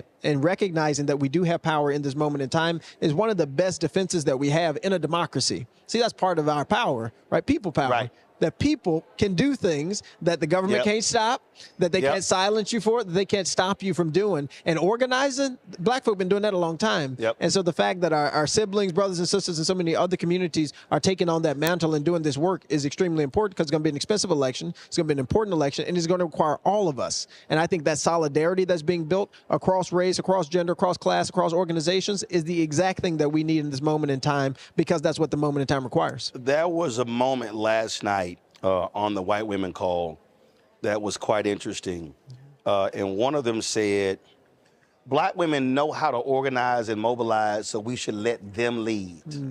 They're 6% of the population and have a more dramatic effect than we do, and we're 47%. Lord have mercy. Did she tell the truth? And in fact, they actually connected and reached out to Joteka Edie and the black women, black women, to help them organize their call. And in fact, Shannon Watts, who put the call out, I had talked to Shannon the night before, and I said, hey, one of the limitations of the black women, their call, which they've been done for 4 years, they only did it in Zoom, it wasn't public. I said, when we did our call, I purposely said, we're gonna do it on YouTube, on Facebook, on Twitch. So I told her, make sure that y'all don't just stream in Zoom. So Zoom shut down several times, but they had almost 30,000 who were on YouTube. So she was like, oh my God, I didn't think about that, thank you for that. And so again, that's where I say, you use expertise and share it to help somebody else. And share it. And that's the thing. We got to realize power is meant to be shared. Resources are meant to be shared. But that type of thinking, which Democrats oftentimes think about more, but black women in particular have thought about more for generations, is what has gotten us to the place where we still have a democracy. Right, we can't forget that that 2020 election wouldn't have been won in the way that it was without black women, particularly in Georgia, particularly Stacey Abrams, who you know very well. And I think for white folks who are organizing and who are saying that they care in this moment, it takes that. It takes calling you. It takes calling black leadership and saying, hey, what is the best way for me to do this work? Because what we don't need for you to do is say, we just need black folk to lead, and so I'm going to sit down. Right. It's like, we need black people to lead, and I'm going to help. Right? I'm going to be a co-conspirator. I'm going to join you in all the ways that I can with my time, my energy, my resources, my power. And I'm going to follow you. I'm going to follow you. Because followership is an underrated form of leadership. And that is also needed. Follow. And in this moment, we all need to be following this black woman to the White House. And it's not without, and I know for white folk, y'all got to put something at risk. Black people put things at risk all the time.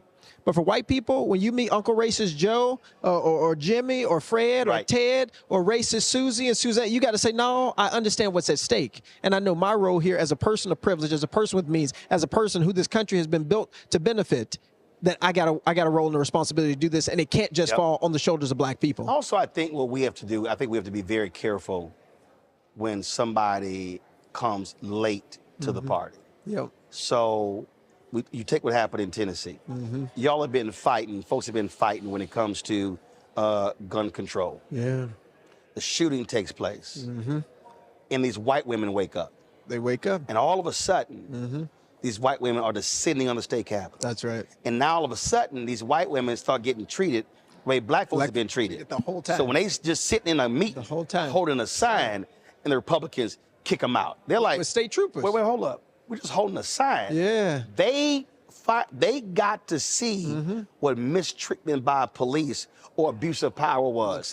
And I think that absolutely, that has woken up. A lot of those white women in Tennessee, you now have folk who are running for office, who are challenging the Republicans there, many who ran unopposed. And so I had some folk who's like, man, well, by the time the white women, I said, listen, I'm not going to sit here and say it's about time.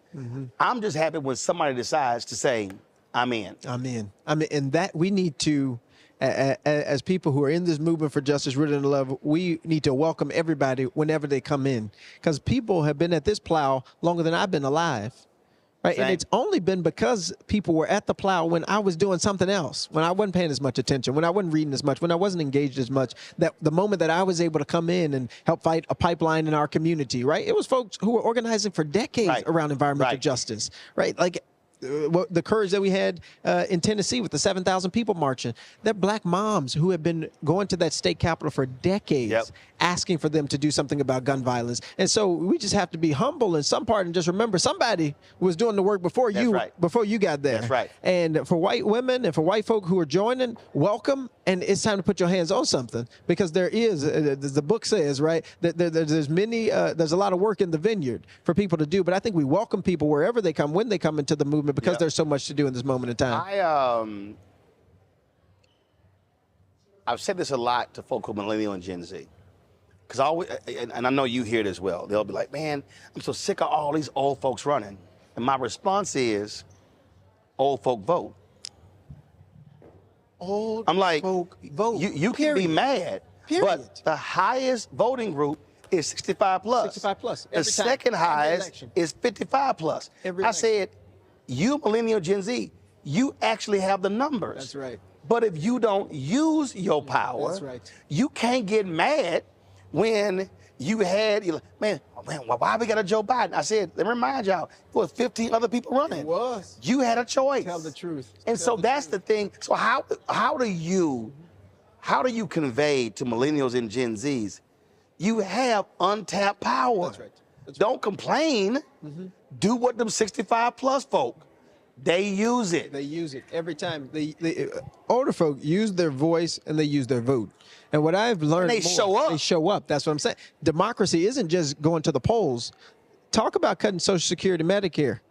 Folks will be starting to call. They'll find out how to send emails. They will go to the Congress. They will go wherever they need to go to defend what they know are there, or what we know are rights that people have earned and fought for. You're going to love this. So when Jesse Jackson Jr. was in Congress, a group of young folks came to him. Man, if you don't do this, and we gonna vote you out. Jesse Jr. said, y'all ain't gonna do a damn thing. Yeah.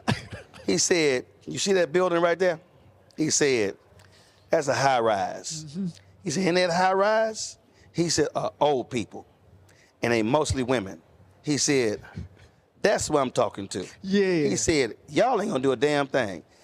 What he was trying to get them to understand is, he said, all them old black folk, they going to the polls. They gonna come out that high rise with their walkers.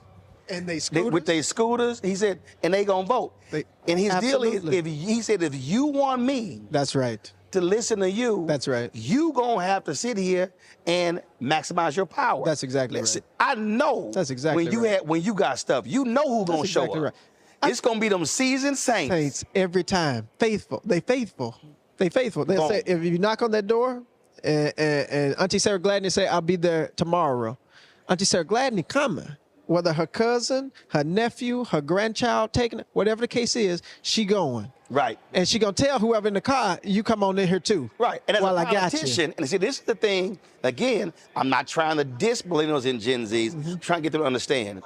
As an elected official, what you need to know is they gonna show up. They gonna show up. So when you like, hey, I need backup. That's right. You know it's gonna be 50, 60, 70 of them. That's gonna show with up. They gray hair. That's exactly and the right. walkers, and they like, Justin, baby, we here. We hear what you need us to do. I'll tell you, a case in point, when we were expelled, the day we were reinstated by the county commission, it was, a couple thousand people who marched. But, the contingent that I recognized, called my Boxtown contingent. All 65-plus-year-old black women who had their first campaign shirt. A lot of people got shirts after. Right. Had their first campaign shirt on, said, we here. We here. It's that faith. They are faithful to democracy. They're faithful to the cause, and then they are faithful to the people who show up and fight for them. And for young people who I talk to, and people in my age group, I tell them it's power. It is about power. Voting is you making a statement about what you believe power should be doing. Do you believe it should be doing something about healthcare? Do you believe it should be doing something about the environment and climate? Do you believe it should be doing something about poverty? In our state, we gave $2 billion to corporations this past session. Yep. We could have ended poverty in the state of Tennessee this year. And I try to tell people this stuff ain't far off. Right. Like we're in some la-la line. We had $2 billion that could have ended poverty in our state. Y'all, it is whether or not we are going to be politically engaged or we're going to be legislatively annihilated. It's just two options. And so we have to vote, and then we have to show up at those county commission meetings and those city council meetings, those school board that's meetings. The piece. What I say is, voting is the end of one process and the beginning of another. Yes. You can't. It's not just, well, I voted. No. You got to then be at that council meeting, that school board meeting, holding people county commissioners meeting. Come on. And because the reason I understand that my parents were co-founders of a civic club. Seriously. Right, and they, never went to college, but they partnered with other people. They cared about their community. So at 7, 8, so I testified, I spoke at the city council meeting, 9th, 10th grade? Maybe I was in the 8th grade. I remember a black city councilman, Ernest McGowan, when he came to our Catholic Church Bazaar, and I was jamming him up on some cuts. And, he answered my first question, my second question, but I hit him with the third, fourth, and the fifth question. Yeah. And he couldn't answer. I said, next time you come to this church, I'm going to need you to have some answers. And he was looking around like, who the hell is this? Little kid? Who is this and where he come from? Right. He was like, who is this little? But that's only because of what I saw. And so what I'm always trying to explain to millennials and Gen Z is like, yo, you can't complain because them old folk are in the game. They in the game, they've learned the game, they understand the game, and they know how to hold people accountable to it. And all I'm trying to get younger people to pay attention to, and even for like our seasoned saints who are engaged with me and they're super supportive, I'm like, but if the road ain't paved, and that ain't a state road, that's a city councilor there you go. to call into our community meeting. Or if you're in a rural area, that's a county road. A county road. So you can't call Justin That's the county not me. commission. It's the county commission. But they're like, but you respond. I said, so you know how you get people to respond? Right. Every second Tuesday, they have those meetings. And it's something called public comment. Boom. And it's time for me to come see you. So I told them, I said, we can organize a carpool. There you go. And let's 10 of us go. I'll take 10 folk. 10 good folk to say, hey, we tried to get in touch with you. And we have to make power more accessible to our community. Yep. Because when you have gotten conditioned to being disempowered, yep. I think it takes some retraining and some re-education about like, y'all, we are the ones who continue to change and transform America. Yep. Like it's black folk who did march, who did show up, who did hold mayors accountable and leaders accountable. Like that is a part of our inheritance. Yes. And reclaiming that in this moment, I think is so important, particularly when you see on the national level what's happening and the move toward authoritarianism. When you look at state houses and you see the moves toward authoritarianism, it's like, so where does power really reside? Right. These state houses, these city councils, these county right. Who's banning books? It ain't the right. president of the United States, y'all. That's your school board. Right. And like it's our you got some school board election with 200-300 votes. Exactly, 200-300 votes. You telling me we can't get 10 churches together? Boom. And go elect who we need to be elected at the school board? And those votes matter so much because they're lower turnout. Yeah. And so, yeah, you vote for you, but you vote for the what? 300,000 people who ain't coming up? Like those elections I supported a candidate for city council this past election. She had to do a runoff, close runoff. She won by 14 votes. Boom. One church bus. Boom. 14 votes. It's like those 14 people just changed the direction of the city council. There you go. Turned our city council to a majority woman city council for the first time in Memphis and Tennessee history. It's like, yo, we have power. 14. We got to reclaim it. 14. I never forget it. A church van. Yep. A church van did it, but we have to relearn Yes. that, like, oh, wait, it's the person who I can see. It's the person who I can go and meet who actually can help to change and transform my life. Yeah, well, I try to, as much as I can, tell millennials and Gen Z, this is not hard. No. It's actually not hard. No. You just got to show. You just got to show. Do what those who came before us did, and we're going to be all right. All right, Doc. Always good to see you, man. Good to see you too. Keep swinging. Yeah, we're doing it together. Yes, sir. I appreciate it. Thank you so very much. Folks, got to go to a break. We'll be right back. Roland Martin Unfiltered on the Black Star Network, live at the National Urban League Convention here in New Orleans. Back in a moment.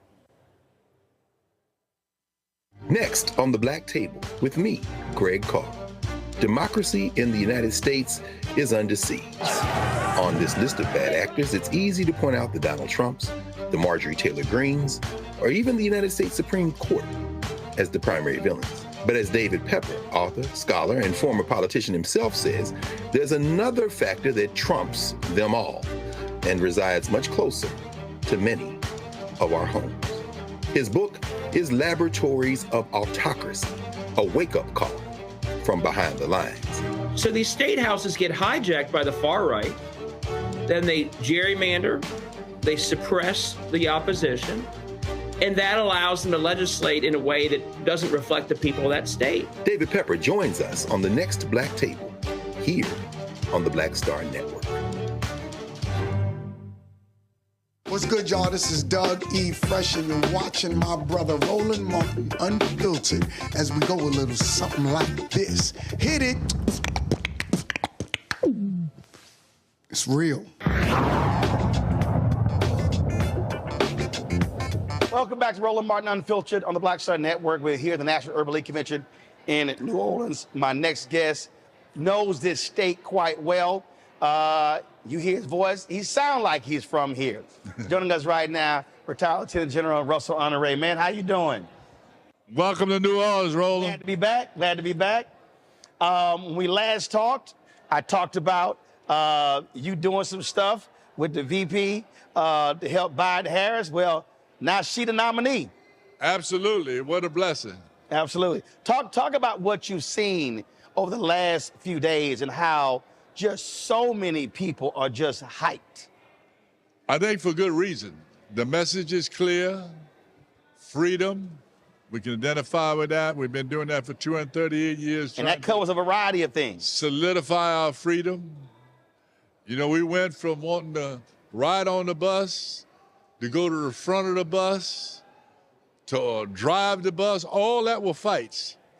To get to manage the bus, now we get to own the damn bus. Mm-hmm. I mean, that's the struggle of our people through our history. Yep. From day one, the Declaration of Independence said we were free. It never happened. And we're still struggling because now that we do have upward mobility, we can live in their part of town, we can get good black jobs. Now people questioning our qualifications. So her message is clear: freedom with good justification. People want the right to choose. People want to marry who they want. People want to live with it. People want to go vote without multiple justifications of your opportunity to vote. Because this has come as a long struggle. For direct reason, we know Kennedy got killed over this. Martin Luther King got killed. Others got killed over this. All these people were slaughtered trying to advance the freedom for all people. That's right. So I think we're at a great moment in history to put the first woman in the White House. And some people got some hang up with that. Your mama was a woman. Some of you got baby girls. This is your normal process. It was going to happen. We had female mayors, female governors, female county commissioners. Get over female it. State rep, female state senators, female U.S. senators, female members of come on. But when you hear the rumble and the bumble, there's a large part of this cult that don't think that's a place for a woman. They want them in the kitchen. And women. They want them in the kitchen and pregnant. But the thing is, there's some women who believe that. Yeah, so there's a large portion of that 50% of America. America didn't change. They didn't change when the previous 45 was in office, and they hadn't changed that. There's a large part of this population through ideology, religion, old last century thinking that there's no place for a woman, and we've got to get past that. It was a woman that taught me how to read. My mama was a woman. And until I got to be a junior in high school, I had never seen a man teaching. All my teachers were women. One of the things that I've always liked about you, look, you cut right to the heart of it. You shoot straight. When you were sitting here with Hurricane Katrina, you came right in and was like, hey, to the point. And what I like about what the vice president is doing, it's a message of clarity. Right. And she's not backing down. She's taking the fight to Donald Trump and to the Republicans. And that's to me, that tone, that posture is important. Confidence is important. I don't know nothing about politics. I normally say I don't know jack S about politics, but to respect the audience, but which I don't. First of all, we cuss on my show. Don't worry about it. You're good. I don't know jack shit about politics, but I know how to win a war. Right. You win a war with good organization, with good logistics, good motivation, and good communication. And every presentation, you got to bring out the past, emphasize the present, and focus on the future. You got to make people, they may not remember everything you said, but they need to feel good once you've said it. And she's got that tone. It's magic. Right. It's built into her persona. And she come with that confidence as serving vice president, being a former senator. She has found her stride at the right time to deliver that message to the American people. And she's touching the culture. That 51% of the population, she's touching women. And the other side is almost like a suicide They're mission. repelling women. Yeah, they're all like on a suicide. They're talking about cat women, talking about having sex with a sofa. I mean, who does crazy announcements like that? And that women ought to, that you ought not be able to vote if you don't have babies. Wanting federal troops to be tracking women leaving the state for reproductive rights. They're going absolutely batshit crazy. Let them keep talking. Let them keep talking. Right. The best thing we can do is amplify their voice. Yep. Not project on them, but amplify their voice. And the VP in the last 5 days has turned their voice on them. Yep. That's what they want. They don't want birth control. That's the freedom. They don't want a right to abortion. That's the freedom. Okay? They want to keep guns. We want to control guns. Biggest killer of young people in America, guns. Yep. And we almost had an assassination of president. That could have changed America. Yep. Had that assassination happened. Thank God it didn't, but it shouldn't have happened.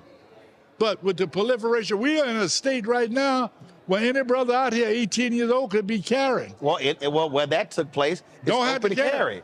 You could walk around with it don't matter. Open carry. You can walk anywhere around here with guns in Louisiana.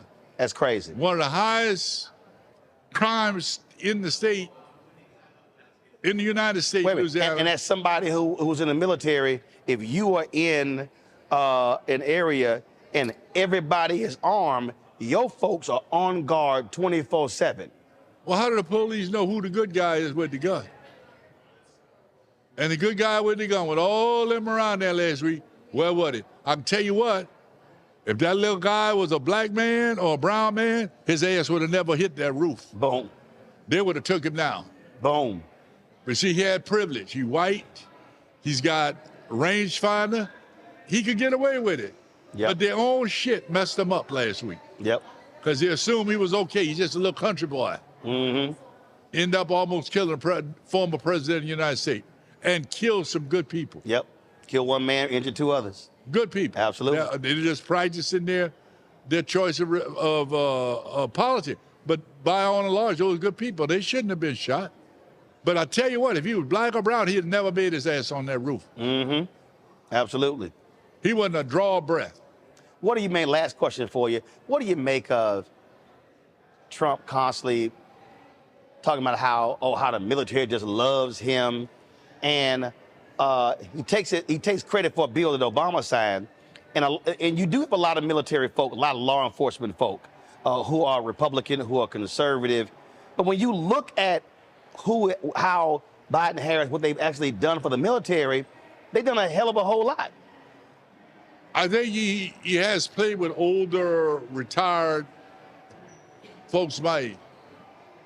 We got a list of generals and admirals this big, said, don't let that SOB back in the White House.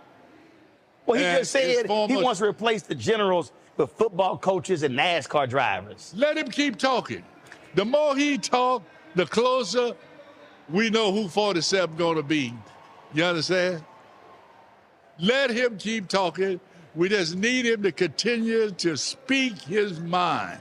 Because when he go to talk about sharks and boats and Hannibal Lecter, let him keep talking. And what scared me, though, is this vice president. The guy might be smart, he might be intelligent, he got the, that boy's stupid.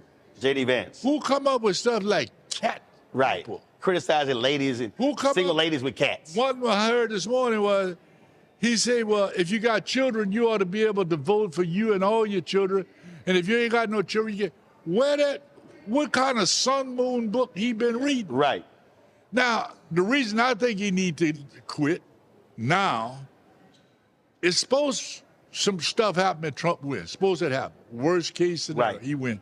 That guy gonna be close to the nuclear code and talking about you can't vote unless you got children. Right. That boy's stupid. Sustained. He should not be close to the, because stuff can happen. Absolutely. He could end up with this fool. Right. He should not be that close to the nuclear code. He need to go. But this is what happens when you have Don Jr. as your HR guy. Right. Look out for that next term. General, God bless it's y'all. Always good seeing you. Get off your AZZ and go vote. I don't care what happened. Take somebody with you. And my message is all over social media. I don't use a real word. Get off your AZZ. Go vote. Take somebody with you. Be a hero. There you go. God bless America. Folks, we'll be right back. Roland Martin Unfiltered on the Black Star Network. Good job, good pay, good life. Would you be willing to walk away from it to achieve real wealth? Well, that's exactly what this woman did. And boy, did it pay off. Once you make the decision that this is the direction that you're going to go in, I do believe that there's power in having a decided heart. Hear her story on The Next Get Wealthy with me, Deborah Owens, America's Wealth Coach, on Black Star Network. On Next, A Balanced Life with me, Dr. Jackie. How are you being of service to others? Doing for someone beside yourself is such a big part of living a balanced life. We'll talk about what that means, the generation that missed that message, and the price that we're all paying as a result. Well, now all I see is mama getting up in the morning, going to work, maybe dropping me off at school, then coming back home at night. And then I really didn't have any type of time with the person that really was there to nurture me and prepare me and to show me what a life looked like and what service looked like. That's all on Next, A Balanced Life with me, Dr. Jackie, here at Black Star Network. Fanbase is pioneering a new era of social media for the creator economy. This next generation social media app with over 600,000 users is raising $17 million, and now is your chance to invest. For details on how to invest, visit startengine.com/fanbase or scan the QR code. Another way we're giving you the freedom to be you without limits. Hi, my name is Freddie Ricks. I'm from Houston, Texas. My name is Sharon Williams. I'm from Dallas, Texas. Right now, I'm rolling with Roland Martin Unfiltered, uncut, unplugged, and undamn believable. You hear me?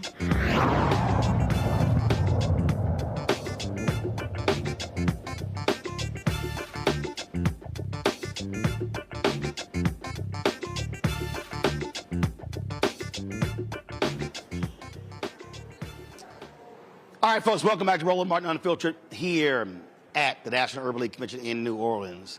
We've been talking to a lot of different folks here. Yesterday, I caught up with comedian Cheryl Underwood. We talked about her last season with The Talk and what she plans to do next. Here is our conversation.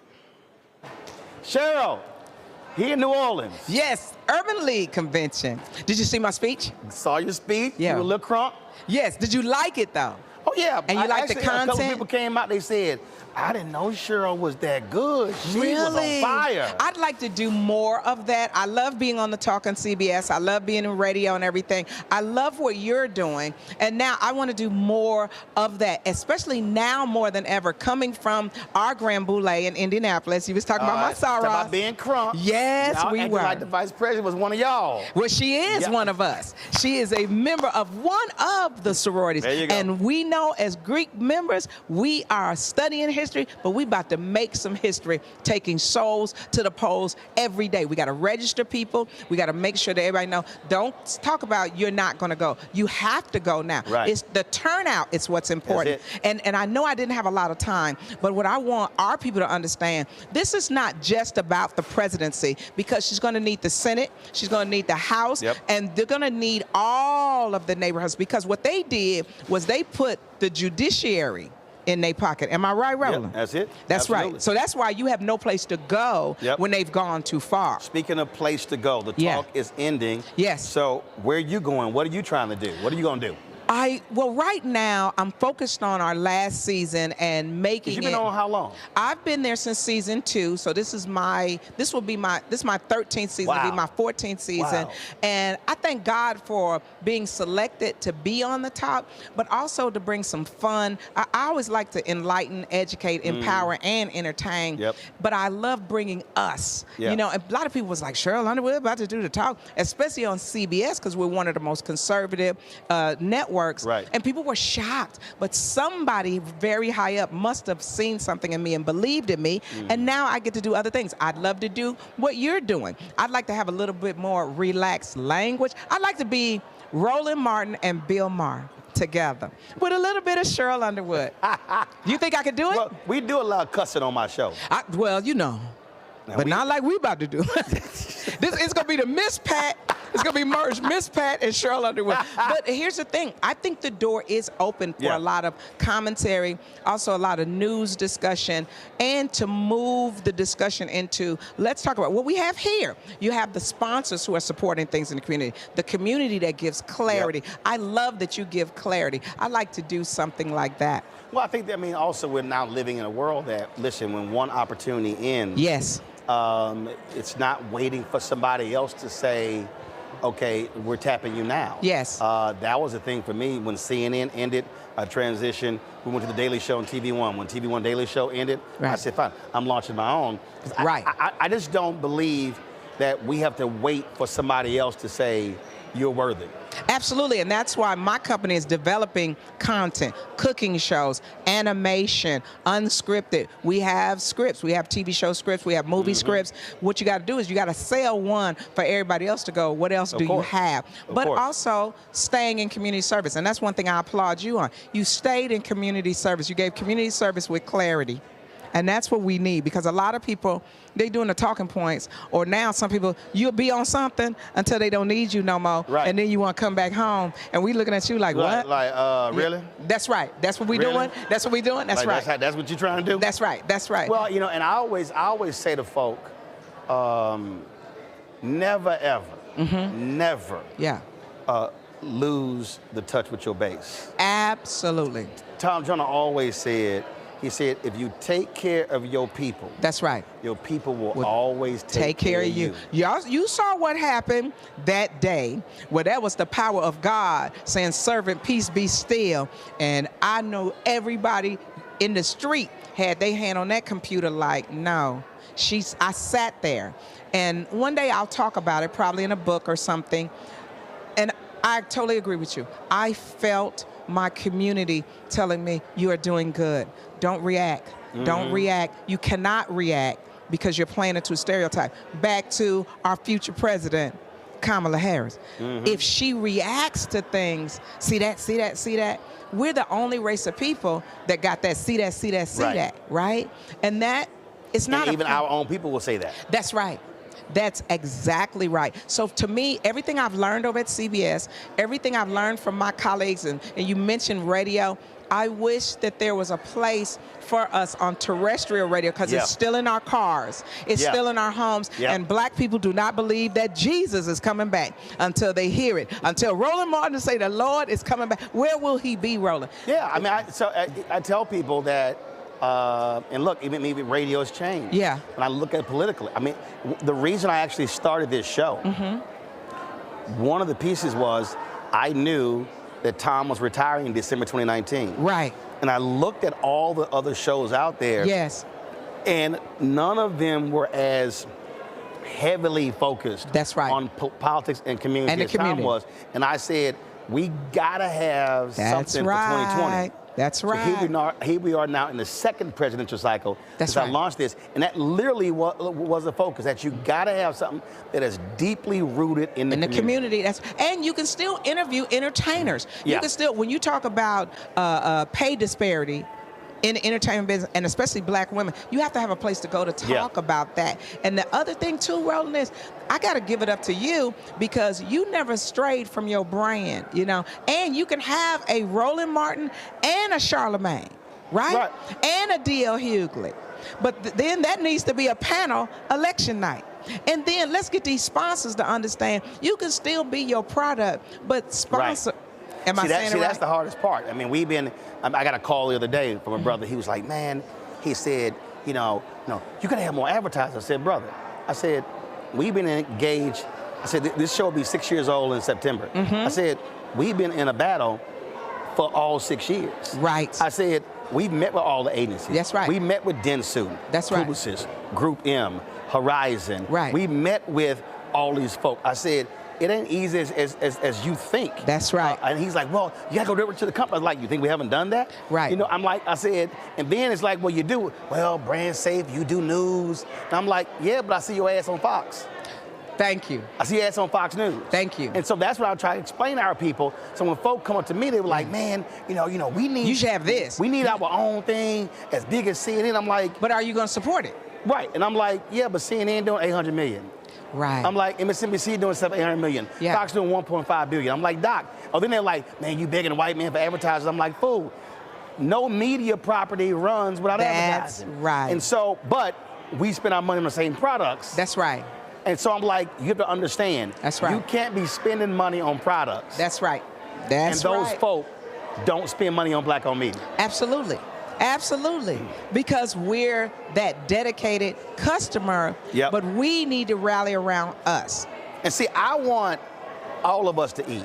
All of us to eat. Disney can't eat all of the advertising money. That's right. That's so right. I want, if you got a show, I want That's you right. getting some, That's me right. getting some, Black Papers, Black Magazine. All, That's So right. I ain't got a problem with everybody eating. That's right. I don't Let us believe. share. I don't believe in this. That's right. Oh, I'm the only one. That's only right. give to me. I don't do all that. But we need you here, and we are ready to turn out this vote. Was reclaim our vote right here at the Urban League. Well, what we do is I've been using since I was at TV One, and my thing is very simple. You got one vote. That's use right. it. Use it. Okay, we need to end right there. That was a word. That was a word. Now we need y'all to come on and sow a seed. Come on, somebody walk down. I love you. It's always good seeing you, baby. I love you, my alpha brother. appreciate it. And listen, I want you to, now that I know I got you. Find something else to do. Listen, Tyler Perry just had a meeting with 50 Cent. The first time they ever met. And Tyler Perry told me, he said, we were talking one day, he said, Roland, you could think about every major person in Hollywood. I offered to sit down with all of them to lay out the blueprint how I built this. Yes. He said the only person who took him up on his offer was Kevin Hart. Really? So 50 Cent recently met with him, same thing, because 50 trying, what he's doing down in Shreveport, he met with Tyler about that. So my deal is, I'm always sharing. I had a brother tell me, he said, man, you should charge me. I said, no. I said, I ain't gonna do that. Right. I said, I'll sit down with somebody and walk them through and say, hey, this is how I built it, and this is how you can do it. So. Well then, okay, so we'll chat, what baby. camera I'm looking at? What camera I'm looking at? Look at this one. Okay, now that Roland Martin is willing to give me the blueprint, hey, Cyrus, I need to go to Tyler Perry and get another blueprint because I need some green money. The only way I can do what I'm doing, I need to make some money. So you'll see me working with Roland. Matter of fact, it's the Roland Martin and Cheryl Underwood show. Well, should it be the Cheryl Underwood show and the Roland Martin show? Well, whatever show it's going to be, it's going to be good. Good to see you. All right, folks, got to go to a quick break. When we come back, we'll talk with Basketball Hall of Famer and New Orleans Pelicans executive Swin Cash. That's next on Roland Martin Unfiltered on the Black Star Network. Support the work that we do, folks. Please join Bring the Funk fan club. You can see your check and money order. P.O. Box 57196, Washington, D.C. 20037-0196. Cash App is $RM Unfiltered. PayPal R Martin Unfiltered. Venmo is RM Unfiltered. Zelle, Roland at RolandSMartin.com. Roland at RolandMartinUnfiltered.com. We'll be right back. On a next, A Balanced Life with me, Dr. Jackie. How are you being of service to others? Doing for someone beside yourself is such a big part of living a balanced life. We'll talk about what that means, the generation that missed that message, and the price that we're all paying as a result. Well, now all I see is mama getting up in the morning, going to work, maybe dropping me off at school, then coming back home at night. And then I really didn't have any type of time with the person that really was there to nurture me and prepare me and to show me what a life looked like and what service looked like. That's all on a next, A Balanced Life with me, Dr. Jackie, here at Black Star Network. Hey, it's John Murray, the executive producer of the new Sherry Shepherd Talk Show. And you're watching Roland Martin Unfiltered.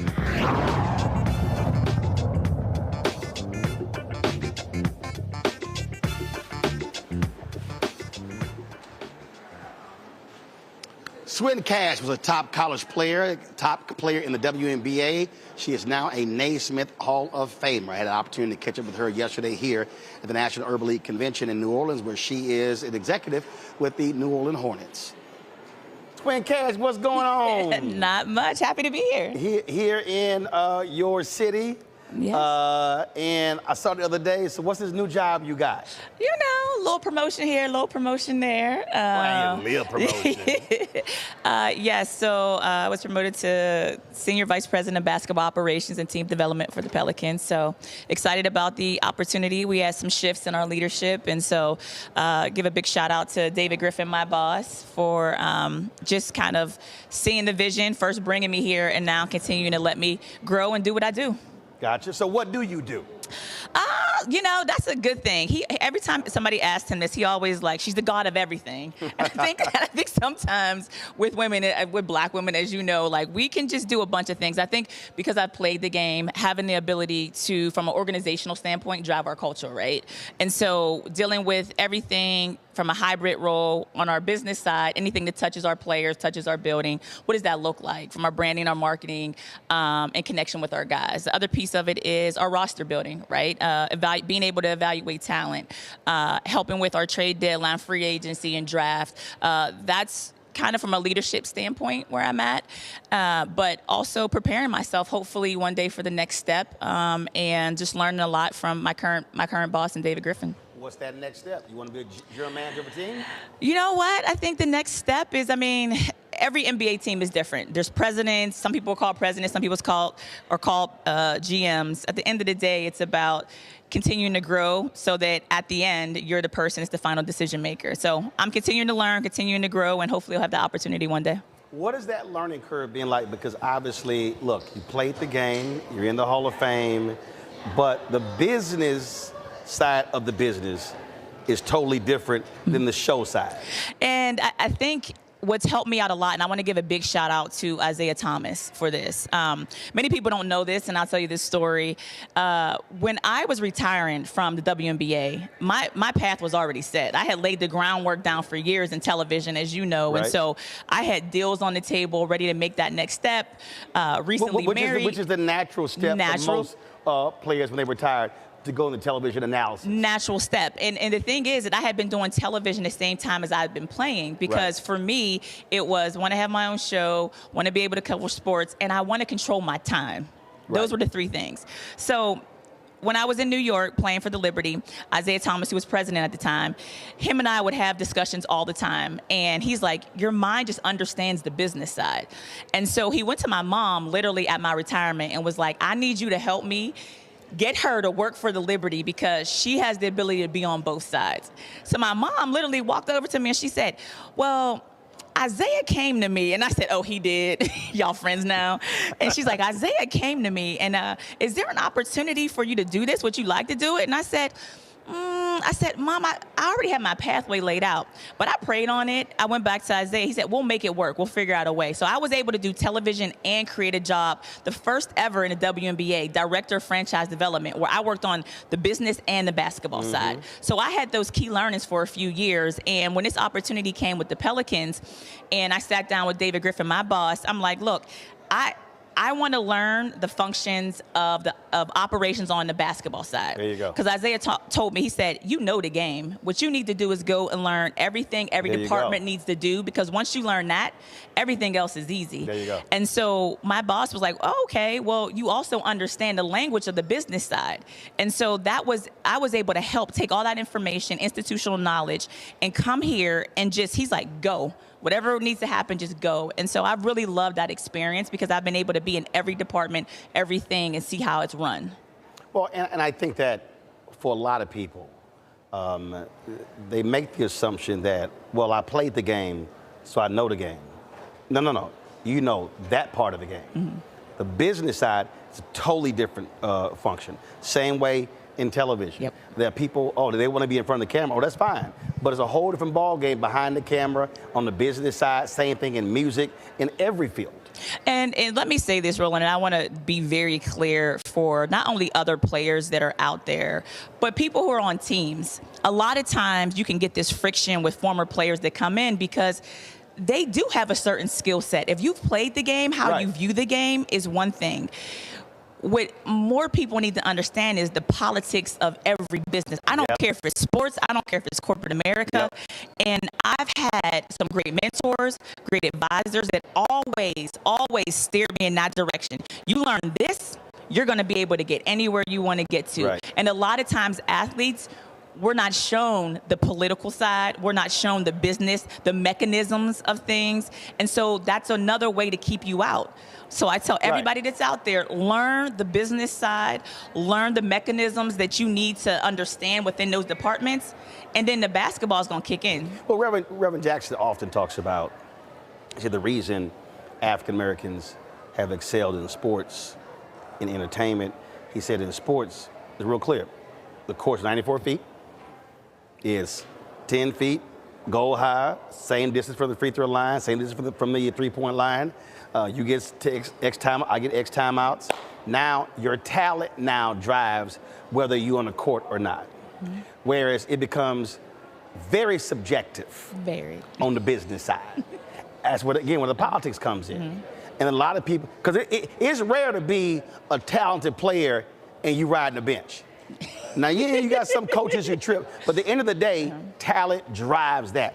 On the business side, it's a whole other little thing that goes on.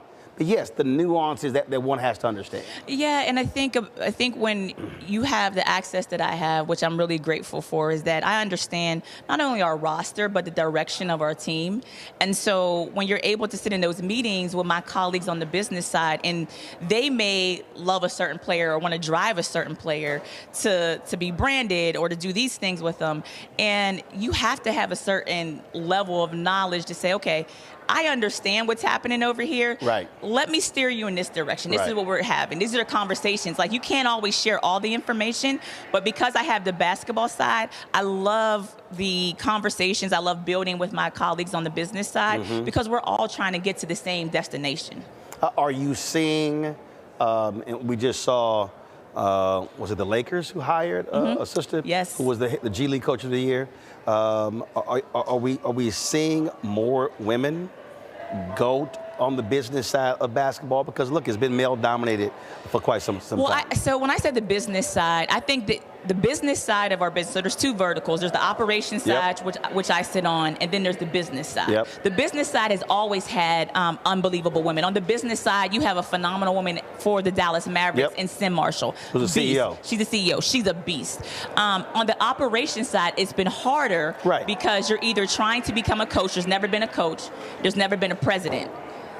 And now we have a senior vice president, obviously, on the operations side, and me. But we've never had women who have a seat at the table that not only can evaluate talent, that can also be able to contribute in other ways with the basketball piece. And I think that's an area where you're seeing not only myself, but you go to the Boston Celtics. Allison Feaster just won a championship there. She's been with them. She's another black woman who are in, it's in those meetings. I think we have to have intentionality.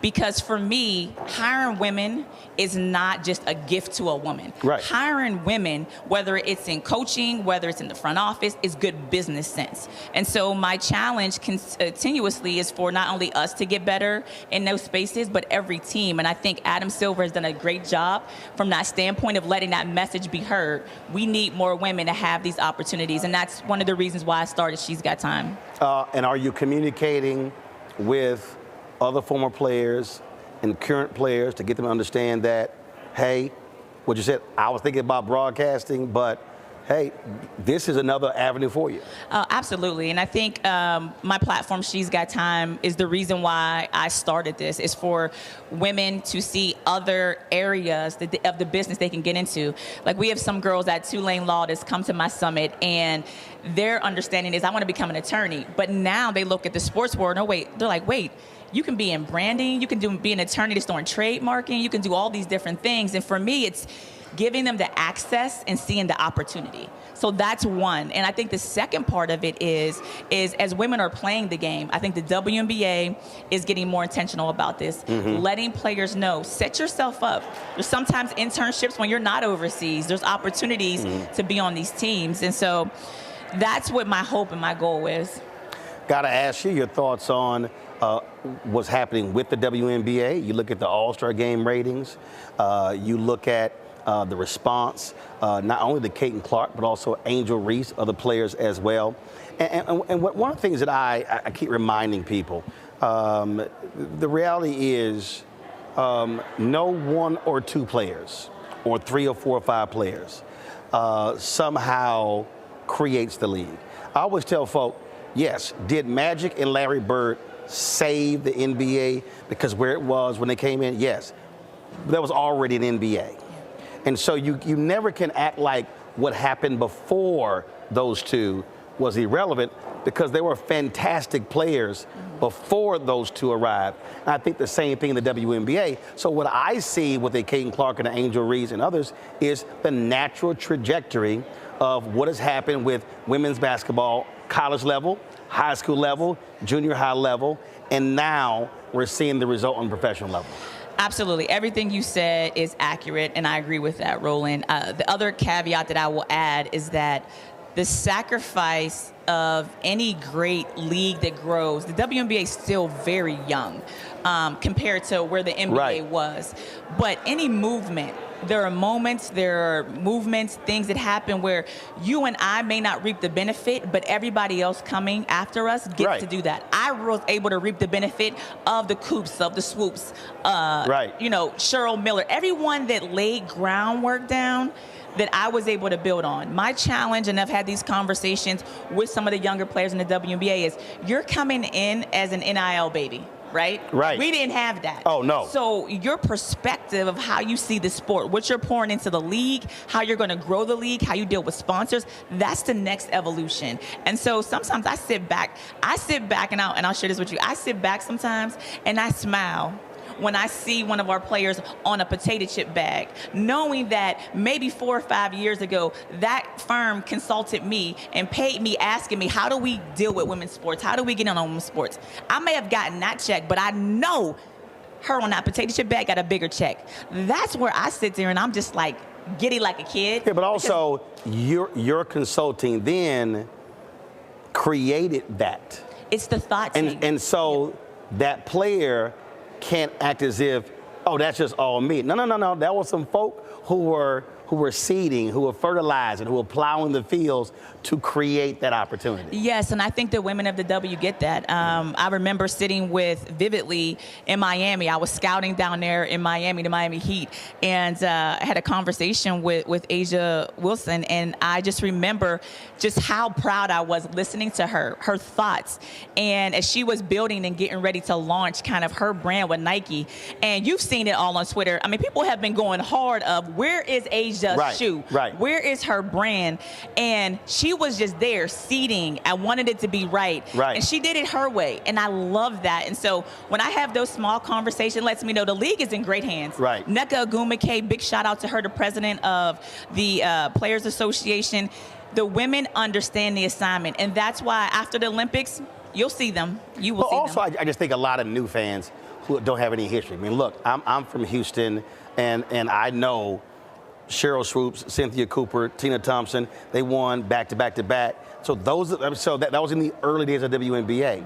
So the people who to act as if that never happened, to act as if Rebecca Lobo never happened, like you never happened. I'm always saying, like even when folk will talk about Michael Jordan, I would say, guys, I get it, but you can't act like Elgin Baylor didn't exist, or Oscar Robertson. I remember actually I had Elgin Baylor on when Kobe died.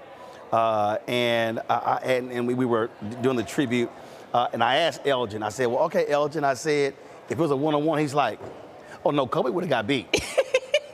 And folks are like, oh, man, what this dude talking about? And I'm like, I don't think y'all understand what a ball he is. And that's the thing that always just drives me crazy, when people don't have a respect for the game and who came before certain players. You know what drives me crazy is people who don't have a respect for history. How about that? Yeah. Because we seem to see it a lot nowadays, is that our society, because things are at our fingertips, is that they just living in the moment. And that is why we have to continue to tell our stories. That's why you're so important. Your show's so important, not only for us as a people, but as around the world. Like, the best thing is to go out of the country and they don't forget. So you can go somewhere and you played in the Olympics there, or you came there and you played on the travel team. They will run your stats down to you because they're avid sports fans. In fact, I remember reading I remember somebody was on Twitter and they said, how dare y'all leave Caitlin Clark off? She's the most famous basketball player in the world. And I was like, you might want to pump your brakes. And this person didn't understand how huge women's professional basketball is overseas, because they only had a U.S. point of view. And I was like, do you understand what they get paid overseas? The crowds that they're seeing now, they've had those overseas. And that's the thing. And I would just sit there, I was kind of like, oh my God, y'all don't have any clue about don't any waste of your time this. arguing there, Roland. Oh my goodness, that'll take you down a rabbit hole. But the beauty in that is now, my hope is the ones that are coming and they're standing because they love their favorite player and they want to fight for Caitlin, they want to fight for Angel. That's cool, but do a little bit more research, dive deeper, be excited about it. And shout out to the WNBA All-Star Game that recently happened. I mean, crazy. The numbers are the numbers. You know, at the end of the day, you can't keep the women out. like they're here, they're growing the game, and it's the same way I feel about women working in the sports space. Right. You can't keep us out. We're here to stay, and we're gonna keep growing. Well, you talk about the history, and everybody still talks about at the All-Star game, Shaquille O'Neal is getting ready, and he says to Lenny Wilkins, "Hey, Lenny, did you ever play at this level?" And Lenny's like, "Sir." Yeah, Shaq, I did. And of course, Shaq, is embarrassed later to find out Lenny's in the Hall of Fame as a player. That dude. And as a coach. But again, that's when you don't. So I'm sort of the same way. If you don't know the history of media, you don't know don't just think it started because you got here. Learn your craft, learn your history to understand what happened before you arrived. Right, and how you're now going to add to it and not just stand on it. Yes. I tell people, don't just stand on all of the bricks that were laid down, all the mortaring that happened. Build through it. So yeah, because there's going to be a generation that comes after you. After you, and hopefully, I always said I wanted my, I wanted my niece to be the first millionaire in the WNBA, $1 million contract. I think she's going to be too late. I think we're heading in the right direction and faster. Oh, yeah. Well, especially with that new television contract. Come on now. Come on now. You said earlier, numbers matter. You don't get that TV contract unless you're seeing these dramatic increase in ratings. Absolutely, absolutely. And they just have to keep pushing, keep pushing. Keep pushing, keep building. Yeah. Swin, we appreciate it. Anytime, appreciate you. Thanks you. so much. All right, folks, with the opportunity today to catch up with two of the brightest stars in gospel music, television, stage, you name it, David and Tamala Mann. Welcome back to Roland Martin Unfiltered here on the Black Star Network. We're live in New Orleans, the National Urban League Convention. Lots of folks who have been doing sessions all day. Joining us right now, two folks you're quite familiar with. We got two of the craziest Christians in the world, David and Tamala Mann. David more crazy than Tamala. I don't know. It's like 95.5. I don't know. It's like after being married to me 36 years, that switched a little. I got a little crazy on me. Just a little bit. You did. I did. Thank five. you. There you go. So how y'all doing? We've been doing good, man. Doing good. How you doing? You know, I got to ask my the wife and then mom and dad and them. Everybody, listen. Mom, dad, and them. So dad turned 77 in April. Mom is 77 in November. They stopped working elections. They retired from that. And so this may be need me to be one of they need to work. Hey, they were like, listen, we good. They were trying to get them to come back. They're like, no, we good. So, that is so good. They are doing their thing. That's good. That's always good. bugging a brother, but it's all right. It's all right. Yeah. He said he's talking about y'all. It's all right. It's all right. So they're doing their thing. So what y'all been up to? Well, we just been working on new music. I have a new single out, Working for Me. A new album dropping in October. Live, Breathe, and Fight. So I just need, as everybody, thank you for the support, but keep on supporting. Right, absolutely. It's been a while since we had new music coming out, but I mean, and she's looking fabulous. Well, thank you. She's looking all colorful and everything. She's looking lustfully good. Oh, my Lord. He said lustful. Well, amen. 36 years, y'all. There you go. So what you doing? I'm just, I've started directing and doing more things behind the camera. Right. You know that. You're in front of the camera, but you like to operate a little bit behind the cammer. So I do a little more than a little bit behind the camera. I know that. I said that being funny. Yeah. But I've started doing the same thing, directing. Matter of fact, she has a new video that's about to come out. I directed. Just directing some of the episodes for assistant living, doing music, producing and executive producing, and doing all the stuff behind the scenes with this. Look, y'all know we do everything together. So we have a new movie dropping with Tyler this fall, Madia's Destination Wedding. Crazy. And now then that movie's crazy. We just finished the other assistant living season. So I mean, we've been busy and working on music. So and keeping up with you, right? And each other. You be blasting people on here. You know what I respect about you? Moi? You know what I respect about you? He said moi.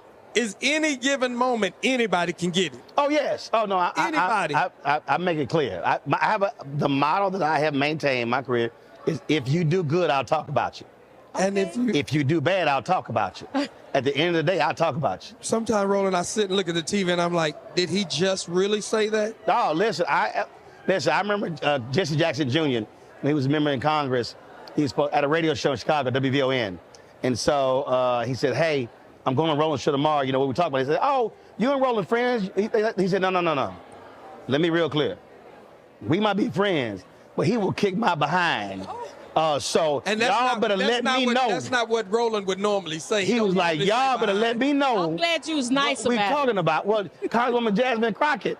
I said, look, come on by, do an interview. She's like, oh, you prepared to grill me? I was like, wait a minute. You my member of Congress. What I like is not prepared to grill. You prepared to get the truth out of it. And that's what I like about watching your platform. That's true. So, hey, that's the only way I roll. That's good. Well, you're doing good. You come in here and start lying, it's going to be a problem. Oh, Lord. But we proud of you, bro. I appreciate it. You're doing a great job. I appreciate it. And representing us. You're doing a great job. That's how we try to do it. That's how we try to do it. Thank you for stepping in on the panel. Like, Roland, we're sitting doing a panel, and he creeps in, and that was a good, pleasant surprise to see you. Well, it was, so Johnson & Johnson was one of the sponsors. And so Kim with Johnson & Johnson, she was like, the panel started. I was like, and I had calls. Number of people called me. Second gentleman gave me a call. Okay. So I had some work to do. So I was like, listen, I will be down. I'll be down. Calm down. I'll be down. And so she was like, look, I got to see on the front. I'm like, I'll be there. So, you know, just... And when you walked in, it was like, okay, just it's about to be on and popping. I know he gonna have something to say. No, I was just... You did good. You did good today. I'm like, I can sit here and listen. Me too. And That's you know what what I enjoyed about the panel is just the state of black men and our mental health. So for everybody who's watching, David was on a panel, was one of 6 panelists. They were talking about black men stereotypes, and it was a very great conversation. A lot of that talked about mental health. You talked about issues that you've gone through. You know, and the thing that I think a lot of people don't understand. You said something on the panel I thought was critically important when you said we don't have a lot of safe spaces. And the reality is, black women, conferences, whether they're church conferences, business conferences, they literally create these oases where they can actually meet. And it is very few. So for me, because I'm an alpha, we have brotherhoods. And when we had a reunion. Right. And we were sitting here and getting ready for the brotherhood. And so the younger brother said, all right, man, so the AKs and our girlfriends will come by X time. We got food, music. And we were like, that ain't a brotherhood. And so the older brothers were like, y'all need to turn the music off. And you need to call your girlfriends. They can't come. Y'all need to call them AKs. They can't come. We're going to show y'all what a brotherhood is. Right. And we were there from 8 p.m. to 7 a.m. Really? Wow. Because that's what a brotherhood is. It's no women. It's no non-alphas. And brothers talk. We were having a conversation. And brothers were talking about. We were talking about black on black crime. Brothers like, man, I couldn't kill another man. One brother's like, I could, and I did. He was in Iraq. Oh, wow. And he said it was hand-to-hand combat. Right. One of us is going home in a body bag. Wow. And it went from that. 2 brothers got saved. So it was so the whole point of the brotherhood is to be able to share innermost secrets, to be able to get guidance, to be able to talk stuff out. And we don't actually have and encourage those type of conversations. Take the games out, not hooping, not playing video games, not playing dominoes, not playing card games, but where we can actually talk to one another. That's what you were talking about. For us, I mean, and I've been doing these panels with AARP for a while, and I appreciate them allowing me to use my platform to create those spaces for men like me. Because, you know, it's a lot of brothers in this game who are suffering, but we just decide we're going to suffer in silence. Yeah. And, you know, so that's why I decided to do this and go on this journey, because, man, I sit for a while, Roland, and just suffered in silence. We'll go to I know the feeling. Go to the award shows. Yes, go to all the stuff. And that's the thing. People see you, and you're doing the performative things, but not understanding the personal turmoil that you're actually dealing with. Yeah, and I think if we were able to get to some of the other brothers in here, it could have prevented And as I think about it, it's just like when you encounter somebody, it's like, are you really okay? Yeah, I'm fine. Yeah, right. Because I know that was me. That's a natural response, I think. Right. And then as for men, me as a woman looking in on y'all, but it's just not y'all, it's women too. We all have learned to wear a mask. Right. And then my daughter put it great. So it's like, you know, but now when I ask him, are you okay? I'm really going into depth. And I just lost a 29-year-old nephew. Yeah, that's what I was talking about. If we had gotten to somebody like him, it almost brought me to tears because I'm thinking, what could we have said? Yeah. This was 2 weeks ago. Right. We lost a young man by suicide. And what could we have said to him? Well, I think that's it's interesting. And look, men and women deal with this. Yes. And Christians deal with this. Yes. I call it also when you go through what I call a spiritual desert. So where you're so busy and you're doing all these different things, and you get away from your meditation. You get away from your morning prayer. You get away from stopping yourself in the middle of the day just to be able to take time away from God. And so then what then happens is the decisions that you begin to make, and then the ramifications of those decisions. Right. And it's hard for a lot of people to understand when you're a very busy person, all of the busyness can get in the way of you taking the time for yourself. How do you do that? Because folk are pulling, they want you here and want you there. How do you say, y'all, and David, and family, Jesus had to step away from everybody. He did. And that's one thing that I have realized, that I have to take care of myself in order to take care of the family. I have to be honest with myself to say, okay, I just need some me time. Just for a second, even if it is for me going to the nail shop, going get a massage, or just sitting outside, just drinking a cup of coffee, just to gather my thoughts, or just sit in a long bath. It's just, and it always don't have to incorporate money. People always think like you got to have money to go do these things. It could be going sit in the park, just to get away. So, but I do realize, and I have realized that I do have to have time alone to just gather my thoughts and to make time for myself in order to just make sure that I'm taking care of me. And it's like one thing he learned from a therapist. He's like, it's not being selfish. Because at first, a lot of times we think we being selfish if we want to look out for ourselves or do something for ourselves. But the mistake I think we make with selfish is the root word of selfish is self. Right. Actually, it is selfish. That's good. I think the problem is people don't understand. It is selfish. Again, I said earlier, when Jesus told disciples, yo, he was taking care of self. I need to go over here. He was selfish. I can't be around y'all. I need to go on over here. Right. So there's nothing wrong with being selfish. That was my first assignment in my first therapy session. You have to learn to be you have to learn to be more selfish for you. And I was like, what? I was like, what? And it was even to the point of going and just sitting down and dining by myself. Yes. I was like, what? But I learned, for me, I don't have to answer every phone call. I don't have to answer every email right now. It can wait a second. I had a very rough 2022. I remember I was on vacation, and I was ticked. I always play golf on vacation. Okay. The golf course in horrible shape. So we had 10 days. I played 9 holes. That was it. That don't happen. So all I did every day was walk the doggone beach. And trust me, I was not happy, because even when I'm on a golf course, that's my getaway. Right. But walking the beach every day, and so I was evaluating everything, everybody, all kind of different stuff.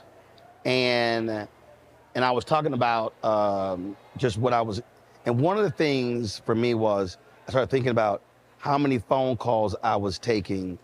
I would do the show, I would go home, taking calls would be at 11, 12, 1, 2. This is going on, this is going on, this is going on. And then, so that never shutting down, just constantly being overwhelmed. And I said, no. I said, no. Nothing, no calls over 10 o'clock.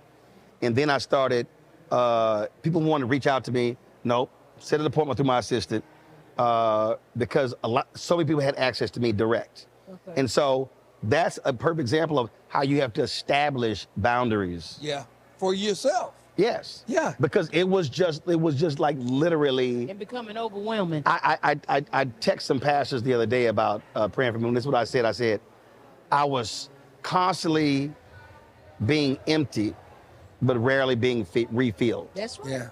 That's so true. I explained it to her is I was drowning and nobody could see it. Right. And the only way But you were still high performing. Right. And that's the problem. That was, but nobody could see it. And the only way that people will see that you're drowning is you drown. And it's too late then. Or when something happens and God That's what he said. But it's too gives late. you a wake-up call. Yeah, God, that's and what I'm God would say, I'm gonna use this opportunity to get your attention. Yeah. To shut it down. That's it. That's true. Yep. That's true. No, man, I appreciate you having us stop by because this is something that's near and dear to me. So I'm gonna have to come back, and we're gonna have to just come back and have the full conversation about Ain't no problem. this kind of stuff, man. I mean, I own it. I ain't gotta ask nobody. Well, I know. I got to make sure we're good. I mean, you know, But it's always all you good. gotta do is tell me how long you want to talk. It's always I had good. Somebody hit me. They said, "Hey, I mean, we can talk about this in about 5 or 8 minutes?" I was like, "Well, 15 or 20 or 30." They were like, "What do you mean?" I was like, "Okay, I ain't gotta ask nobody. I own it." And You can do how you I'm wanna like, do it. "So, you tell me how long you want to chat?" They were like, "Damn, I ain't never really thought about it that way." I said, "That's the difference between whether you own something and you got to ask somebody." Amen. So We always big on good, ownership. always good to see y'all. It's good to see you, Good man. luck with all of the Thank you for just being projects. consistent in this game. Whenever we see you, it's the same consistent brother. And you know, some people you got to wonder who they gonna be that day. Not you. We know. We know what we getting. That's the only way to be. Only way to be. Thank you so I much. appreciate it. Thank you. Folks, got to go to a break. We'll be right back. Roland Martin Unfiltered right here on the Black Star Network, live at the National Urban League Convention in New Orleans. Back in a moment. Fanbase is pioneering a new era of social media for the creator economy.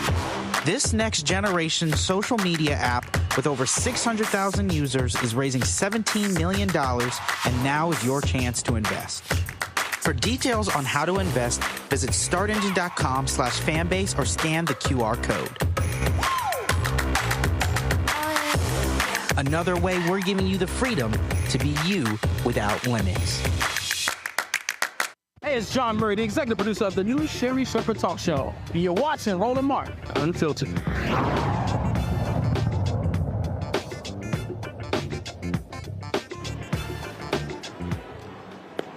Folks, that is it for us from the National Urban League Convention here in New Orleans. We've had a great time the last 3 days. To see our coverage, simply go to the Black Star Network app or go to our YouTube channel as well. So thank you so very much.